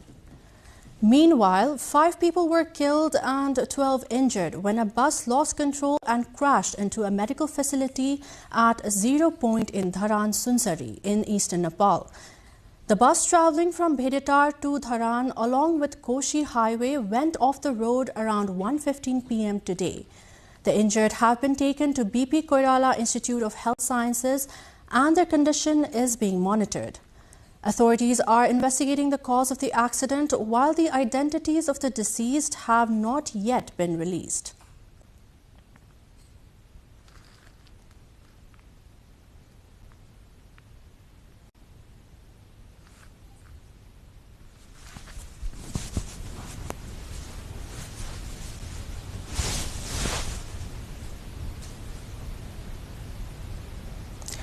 EU ambassadors will hold an emergency meeting following US President Donald Trump's threat to impose 10% tariffs on 8 allies, including Denmark, France, Germany, the UK, over opposition to US takeover of Greenland. Trump's tariffs could rise to 25% and are set to begin on February 1st. Meanwhile, thousands of Greenlanders protested in Nuuk against the plan, calling for self-determination and national sovereignty, with Greenland's Prime Minister Jens Frederik Nielsen joining the demonstration. The US maintains a military presence on the strategically important Arctic island, which remains a self-governing territory under Denmark. Nepal's women's cricket team lost to Thailand by 8 wickets in the opening match of the ICC Women's T20 World Cup Global Qualifier held at Kirtipur.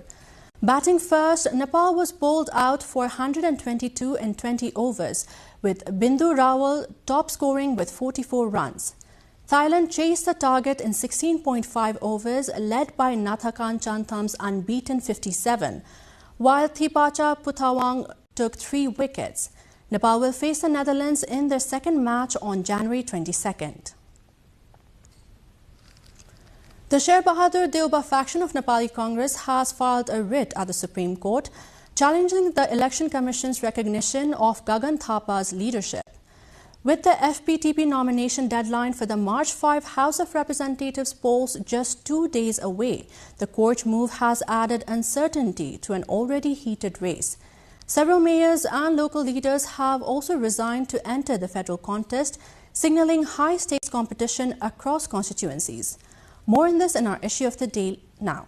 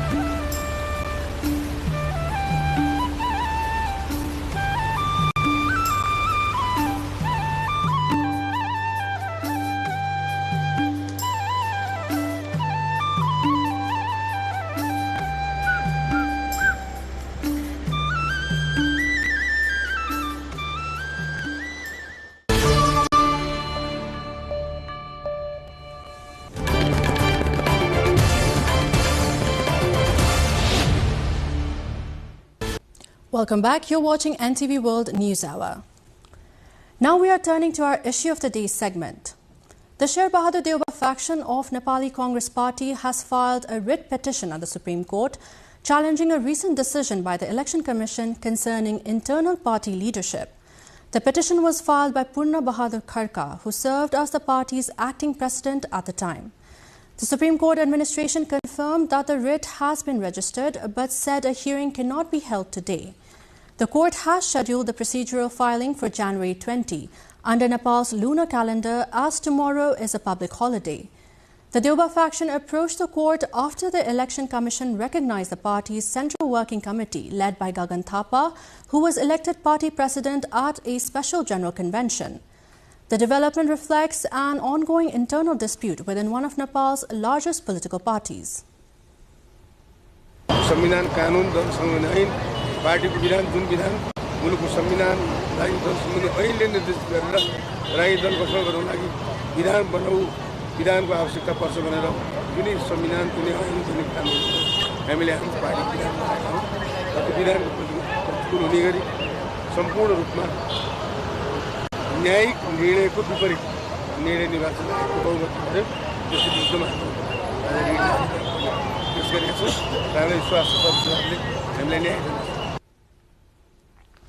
The deadline for the nomination registration for the first past the post system to contest the HR election scheduled for March 5 is 2 days away.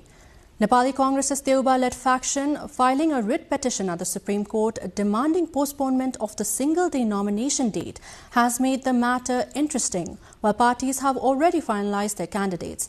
Sabika Shrestha followed major parties on the eve of candidacy nomination.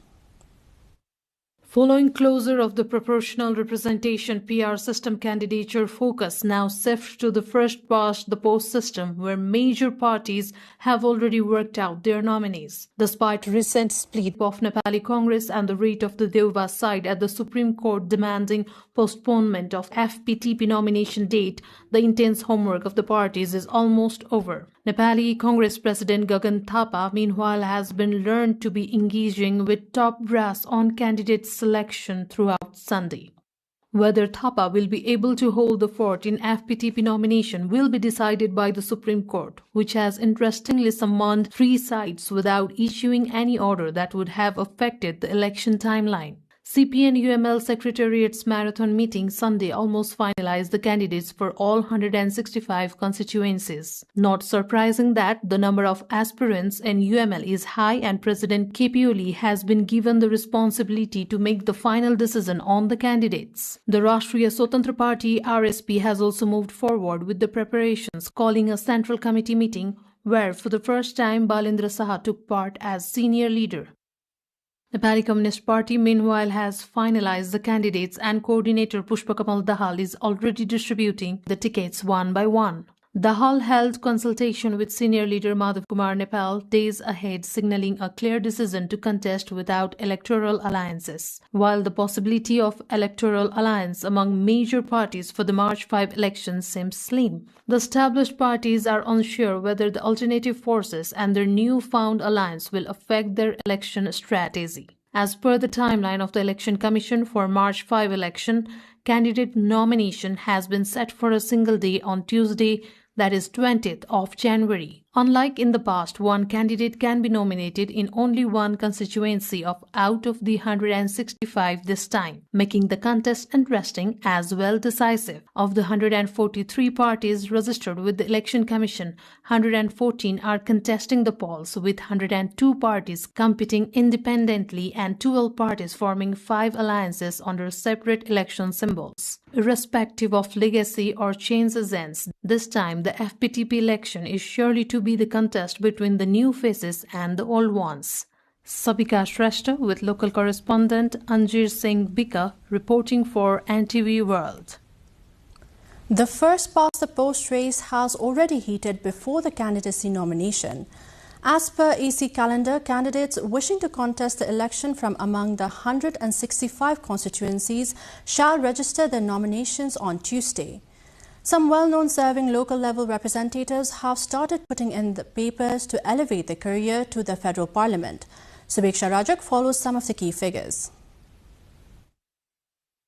As per election timeline, the focus now shifts on first part, the post system in 165 constituencies. Some of the key figures who had gained popularity as elected leaders at local levels are also bracing in the upcoming March 5 election. Some of the key individuals include former independent and now Rashtriya Swatantra Party Kathmandu Metropolis Mayor Palendra Shah, Bharatpur Metropolis Mayor Renu Dahal and Dharan Sub-Metropolis Mayor Harka Sampang Rai.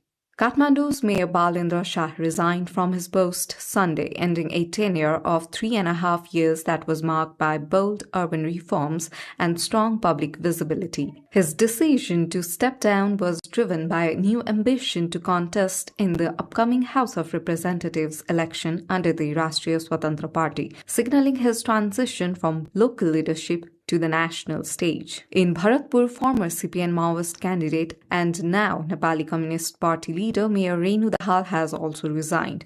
Dahal's resignation reflects a strategic move by her party to reinforce its presence in federal politics, and her shift underscores the growing trend of local leaders stepping into parliamentary aspirations. Meanwhile, in Dharan, Mayor Harka Sampang Rai has also resigned. Known for his grassroots activism and citizen mobilization, Rai rose to prominence through voluntary labor campaigns and community-driven projects, particularly in water management and self-reliance. Now, Rai has started his own Shram Sanskriti party and is busy campaigning nationwide for March 5 election. Together, these three figures, Shah, Dahal and Rai, represent distinct styles of leadership, technocratic reform, party legacy and grassroots activism. The journeys reflect a broader transformation in the country's political narrative, where the voices of local level are now trying to reach the federal policymaking level. We hit the streets to find out who people want as their ideal House of Representatives candidate. From party loyalty to leadership qualities, opinions varied across the board. Let's have a look. A party needs to pick up candidates who are visionary, who are not just thinking about short-term goals, but a long, sustainable goals, and also they should be really working on policies that are inclusive, that are transparent, and that actually addresses the need of all the stakeholders. निर्वाचन भनेको जनताले आफ्नो सार्वभौम सत्ता अधिकार प्रयोग गर्ने एउटा पर्व जस्तै हो। यस्तो बेलामा जनताले आफ्नो चाहिँ समस्याहरू, आफ्नो भावनाहरू चाहिँ संसदमा लगेर अभिव्यक्त गर्न सक्ने र देशका लागि आवश्यक पर्ने खालका कानुनहरू निर्माण गर्न सक्ने त्यो कमसेकम त्यो विज्ञता समेत भएका व्यक्तिहरूलाई चाहिँ संसदमा पठाउनुपर्छ जस्तो लाग्छ। If the election were to happen and if the mandates of the Gen Z, we talked about corruption, we talked about demanding accountability, we talked about the tenures of the Prime Minister and the ministers, if all of those were to be met, after that the parties should send people who are actually responsible, who know what they want, who knows how to represent themselves in the national and international platform, and on the same page that they know that they're working for the government, they're working for the citizen, but not the citizens working for them. These kind of people should be sent to represent us and to work for the stability of the nation. After Gen Z movement, politically, people of Nepal are divided in different ideologies. As a young citizen of Nepal, I just want to say one thing to all the parties, either that would be old parties or new parties, candidates, those who can understand the society, candidate, those who understand the emotion of people should get ticket. The Gen Z movement shows one thing, that is youth participation should be incorporated in politics. As we all know what happened in September, so the way we want our candidate to represent us, to all of us, we need them to be inclusive. As we all know that 30% women representative need to be there in parliament. We need that representation, not only the women, but all the gender equality must be present there. In the present situation, all the political parties should pick those candidates who can formulate new ideas, who can formulate new laws, who can formulate the or who can fulfill the loopholes of laws. Because the parliament is not just about making the government. Parliament is all about creating the laws, creating the values of people, representation of people, accountability, transparency. So currently, the current situation, talking about the current situation, the candidate must be with a vision, good ideology, strategy, with strategy of political, economic and every other aspects of the society, and the candidates who would be whose ideology would be more effective, not only in the slogans but in the actions. Seeking out the alternatives should be an option, but seeking out the solution that would be more effective. First of all, I believe that parties should pick people or candidates who are bound by principles, because a person who is bound by principles can differentiate what is right and wrong while making every decision. When a person is bound by principles, they know what kind of policies they should set, what kind of stand they should take on social issues, national and international issues, economic issues, and they have a clearer vision when they are bound by principles, and they can make better policies and strategies. It is easy to be a parliamentarian, but it is equally hard to be a leader.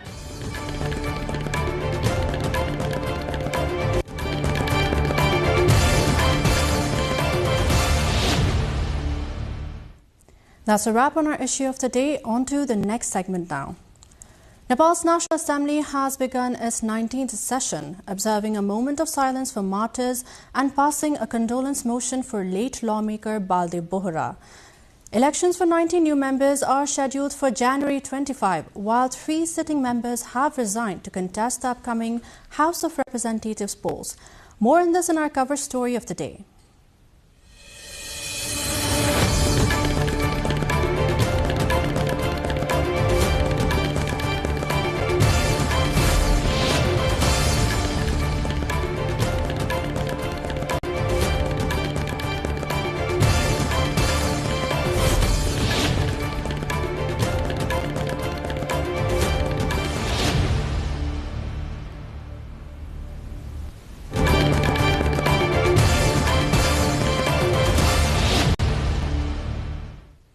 Welcome back. You're watching NTV World News Hour. The 19th session of Nepal's Federal Parliament National Assembly has begun at the old building of the National Assembly within the Federal Parliament Secretariat in Singhadarbar, Kathmandu. Speaker Narayan Prasad Dahal inaugurated the session and read a letter from the President's office regarding its convening. A moment of silence was also observed to honor martyrs who contributed to Nepal's democracy. The Assembly also passed a condolence motion for the late member Baldev Bohra, a former Constituent Assembly member and National Assembly lawmaker from Kanchanpur. The National Assembly, Nepal's 59-member upper house, is a permanent body with members serving 6-year terms, representing various sectors of the society. Elections for 90 new members are scheduled on January 25. The next Assembly meeting is planned for Friday, January 23 at 1:15 p.m. 3 members of Nepal's National Assembly have resigned to contest for the upcoming House of Representatives elections. The resignations were submitted to National Assembly Chairman Narayan Prasad Dahal by Nepali Communist Party NCP leaders Bamdev Gautam and Narayan Kaji Shrestha, along with CPN-UML lawmaker Bhagwati Neupane. Gautam, Shrestha and Neupane plan to run as candidates from Bardia 1, Sarlahi 3 and Tanahu 1 constituencies, respectively. Their terms in the upper house were set to end on March 4. The resignations come amid preparations for Nepal's national parliamentary elections in early March. Parliament officials confirmed the acceptance of the resignations and procedural updates will follow.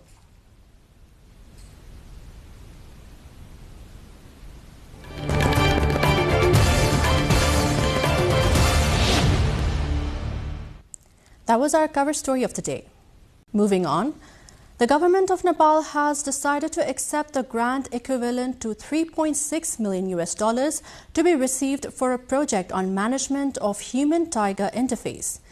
According to Nepal's Minister for Communications and Information Technology, the government spokesperson Jagdish Kharel, the grants will be provided by the Global Environment Facility via World Wildlife Fund or WWF.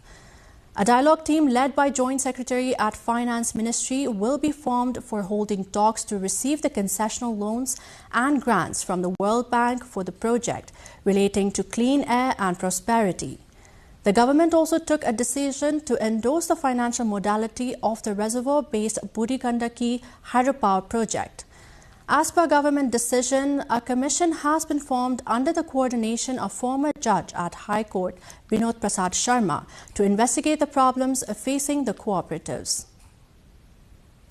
Nepal Supreme Court has overturned its previous ruling that required an additional 20-meter buffer zone along the Bagmati and its tributary rivers in the Kathmandu Valley beyond the existing standards. The bench of judges Sunil Kumar Pokhrel, Balkrishna Thakal and Nripatwaj Nirola issued the order today, reversing the earlier decision of the joint bench. The full bench heard the review petition filed by the government and issued the order. A previous ruling on January 5, 2024 had mandated that structures along the Bagmati, Bishnumati and other rivers in the Kathmandu Valley be constructed, leaving a 20-meter clear area along the riverbanks. The earlier decision had sparked protests from Kathmandu residents who argued that it will displace millions of people in the valley. 6 months have elapsed in the current fiscal year, but the Sudur Pashchim province government has only spent 10% of the total budget so far. Not just the development expenditure, the regular expenses are also alarmingly low in the province, with capital expenditure stuck below 6%. Rojina Rai with our local correspondent Dinesh Bista from Kailali explains more on this matter. 6 months into Nepal's current fiscal year, the Sudur Pashchim government is struggling to turn its budget plans into action. Despite ambitious promises and a larger budget than last year, spending on the ground remains strikingly low. By mid-year, the province has managed to spend only about 10% of its total budget, a figure that raises serious questions about the effectiveness of provincial governance under Nepal's federal system. Only 3.66 billion Nepali rupees has been spent so far. Budget that was meant for roads, irrigation, canals, schools and health facilities projects that directly affect people's daily lives has not been touched. With capital spending at just 5.8%, development work across the province has slowed and delayed, leaving many projects stalled before they even begin. This year, the Sudur Pashchim government announced a budget of over 33.46 billion Nepali rupees, equivalent to $230,915,000 focused on key sectors such as infrastructures, education, health, and agriculture. But the numbers tells a different story. Compared to last year, the decline is stark. At this point in the previous fiscal year, nearly 22% of the budget had already been spent. The most worrying sign lies in capital expenditure, while this year the province has barely retouched half that level. Most of this went toward routine administrative expenses, while then a fraction reached development projects. Even ministries with the largest budgets, physical infrastructure, social development, and agriculture have fallen short of their spending targets. Officials say recent disruption, including the Gen Z movement, slowed administrative process and delayed project implementation. जुन क्षति भएको थियो संरचनाहरू ती कुराहरू मिलाउने कामहरू भइरहेका छ मन्त्रालयको समन्वय उहाँहरूले गरिराख्नु भएको छ र दोस्रो भनेको अब बाँकी रहेको अवधिमा खर्च कसरी बढाउन सकिन्छ कार्यान्वयन प्रक्रियालाई कसरी अगाडि बढाउन सकिन्छ भन्ने कुरामा कार्ययोजनाहरू माग गर्ने काम भएको छ. As the time runs out, the risk grows that development spending will be rushed toward the end of the fiscal year, a familiar pattern undermining both the quality of development and public trust in federal governance every year. The slow pace of budget execution highlights a persistent gap between planning and implementation in Nepal's provincial governments. Rosina Rai with local correspondent Dinesh Bista, Kailali, Nepal. The price of gold in Nepal continues to rise, while silver has shown some fluctuations. According to the Federation of Nepal Gold and Silver Dealers, hallmark gold is being traded at 277,800 rupees per 11.66 grams today, up from 277,200 rupees on the day before.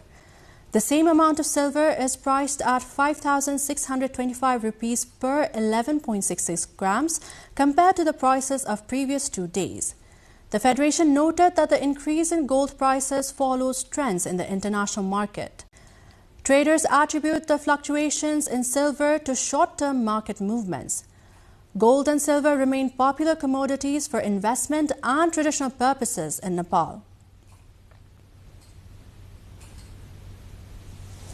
Now it's time for the international updates, but before that, let's have a look at our top stories once again.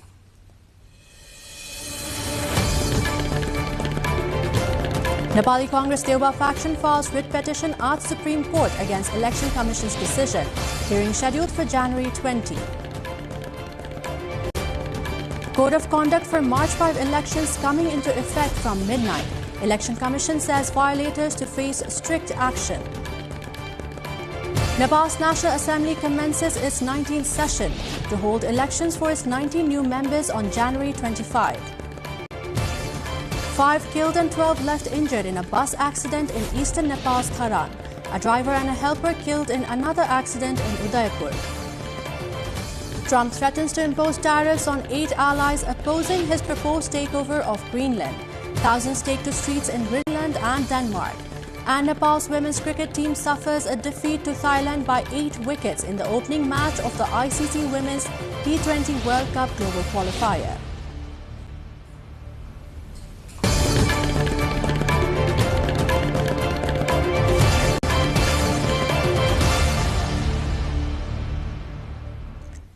The Syrian army continued its push into Kurdish-held territory despite U.S. calls to halt its advance in towns in the area in Syria's north.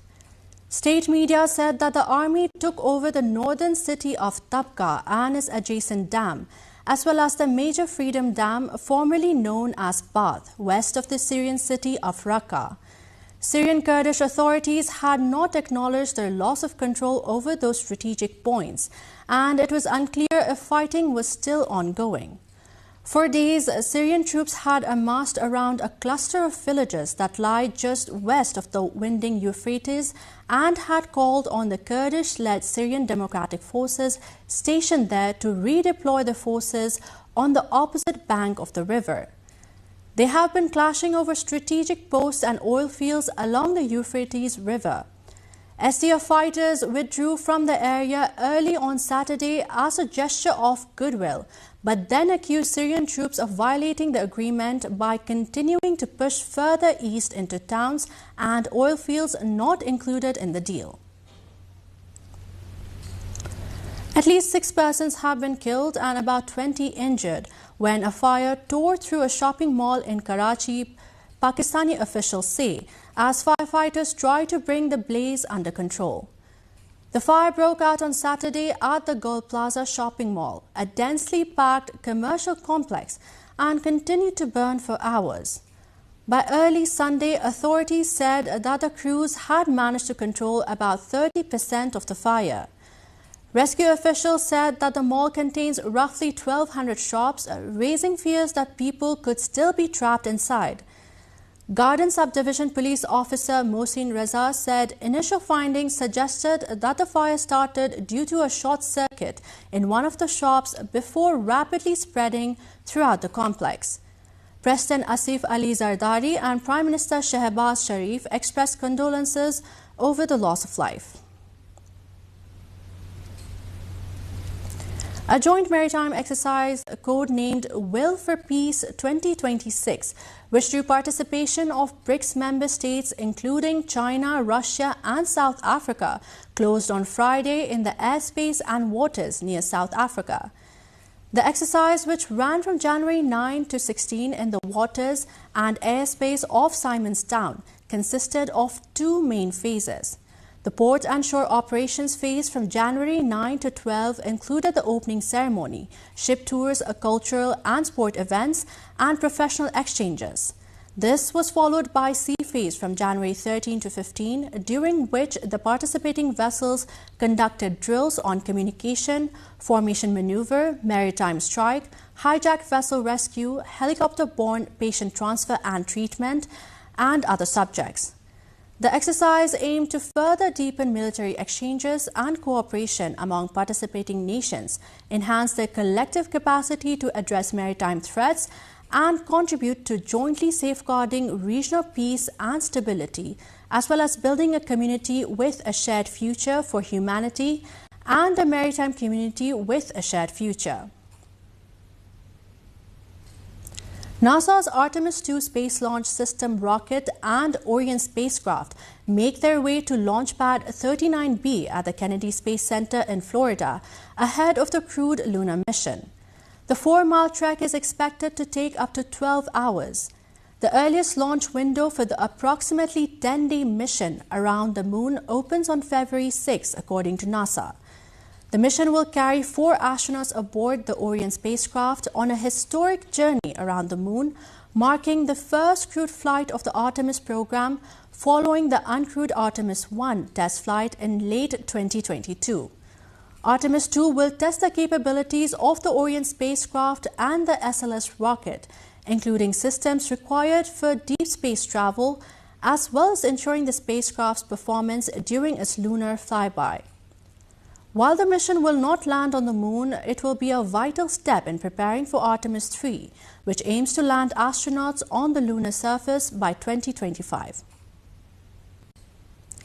Dozens of South Koreans took part in the annual Polar Bear Festival at Haeundae Beach in Busan on Sunday, plunging into the frigid winter waters in a time-honored tradition aimed at ushering in good health for the year ahead. Participants, many dressed in little more than swimsuits despite the icy temperatures, gathered at the famed beach at the dawn to take part in the ritual, which has become an iconic winter event in the region. The festival, which dates back more than 2 decades, is celebrated as part of a wider cultural belief that exposing the body to cold can help cleanse the spirit and promote physical well-being. The Polar Bear Festival has grown in popularity over the years, with local residents and tourists alike joining the event. While the practice is often associated with good fortune, experts caution against the potential health risk of cold water immersion without proper preparation, advising participants to take precautions.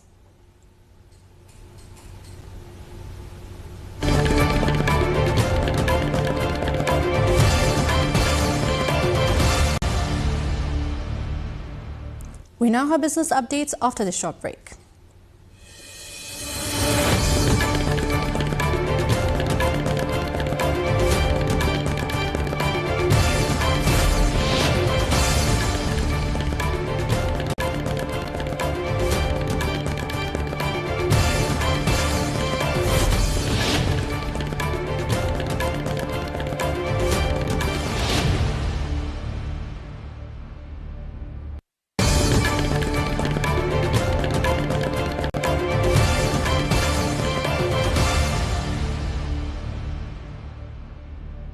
Leaders from the European Union and South America's Mercosur bloc signed a landmark trade agreement on Monday in Asunción, marking a major step toward deepening economic ties between the two regions after years of negotiations. The EU-Mercosur trade deal aims to create one of the world's largest free trade areas, covering hundreds of millions of consumers across Europe and South America. It is said the agreement will reduce tariffs, boost exports, and strengthen political cooperation between the blocs, while critics have raised concerns about environmental protections, agricultural competition, and labor standards. EU leaders describe the agreement as a strategic milestone that reinforces Europe's engagement with Latin America. The agreement, however, now faces a complex ratification process within EU member states and Mercosur countries, where it is expected to encounter political scrutiny and debate.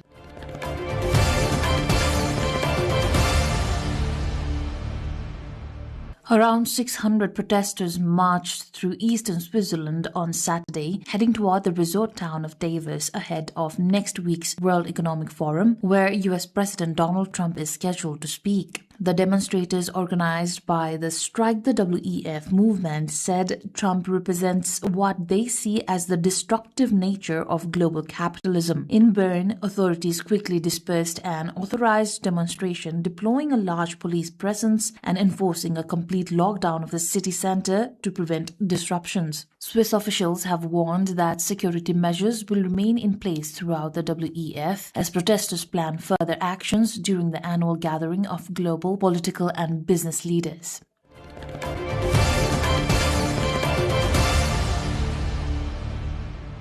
Elon Musk is seeking up to $134 billion from OpenAI and Microsoft, saying he deserves the wrongful gains that they received from his early support, according to a court filing on Friday. OpenAI gained between $65.5 billion and $109.4 billion from the billionaire entrepreneur's contributions when he was co-founding what was then a startup from 2015, while Microsoft gained between $13.3 billion and $25.1 billion, Musk said in the federal court filing ahead of his trial against the two companies. OpenAI called it an unserious demand by Musk, and part of what it said was his harassment campaign against OpenAI. A Microsoft lawyer has said there is no evidence that the company aided and abetted OpenAI. The two companies challenged Musk's damages claims in a separate filing on Friday. Musk, who left OpenAI in 2018 and runs xAI with its competitor chatbot Grok, alleges the ChatGPT operator OpenAI violated its founding mission in a high-profile restructuring to a for-profit entity. A judge in Oakland, California, ruled this month that a jury will hear the trial, expected to start in April.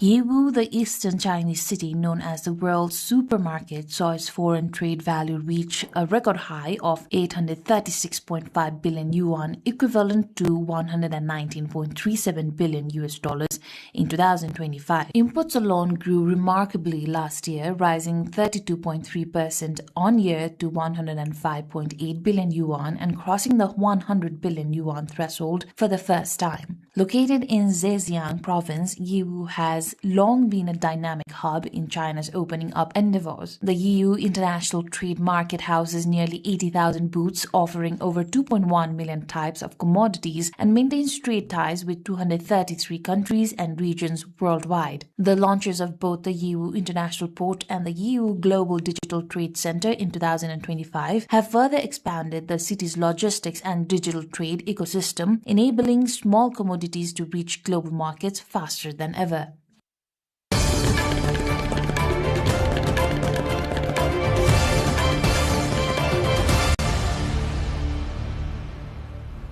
Now the sports update.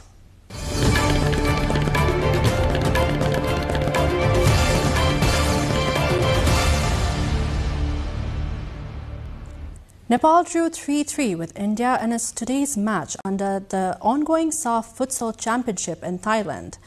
In the match at the Futsal Arena of Nonthaburi Stadium, Bikrant Narsingh Rana gave Nepal the early lead.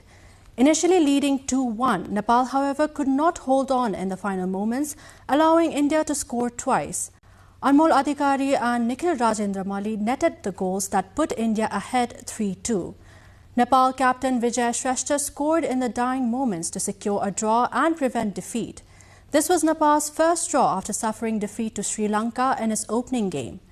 Nepal is currently in second place, earning 4 points from 2 matches. Nepal will play its third match against Pakistan on Tuesday.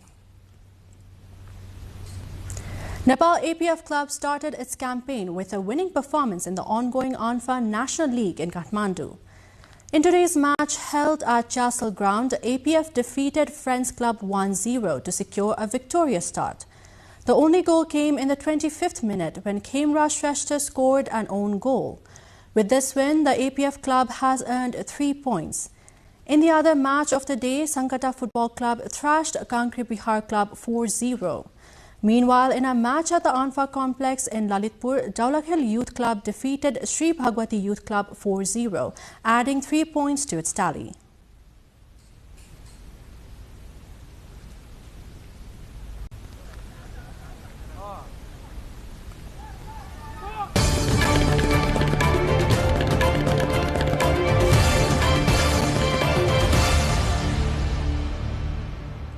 Now the weather updates, first from Nepal, then across the world.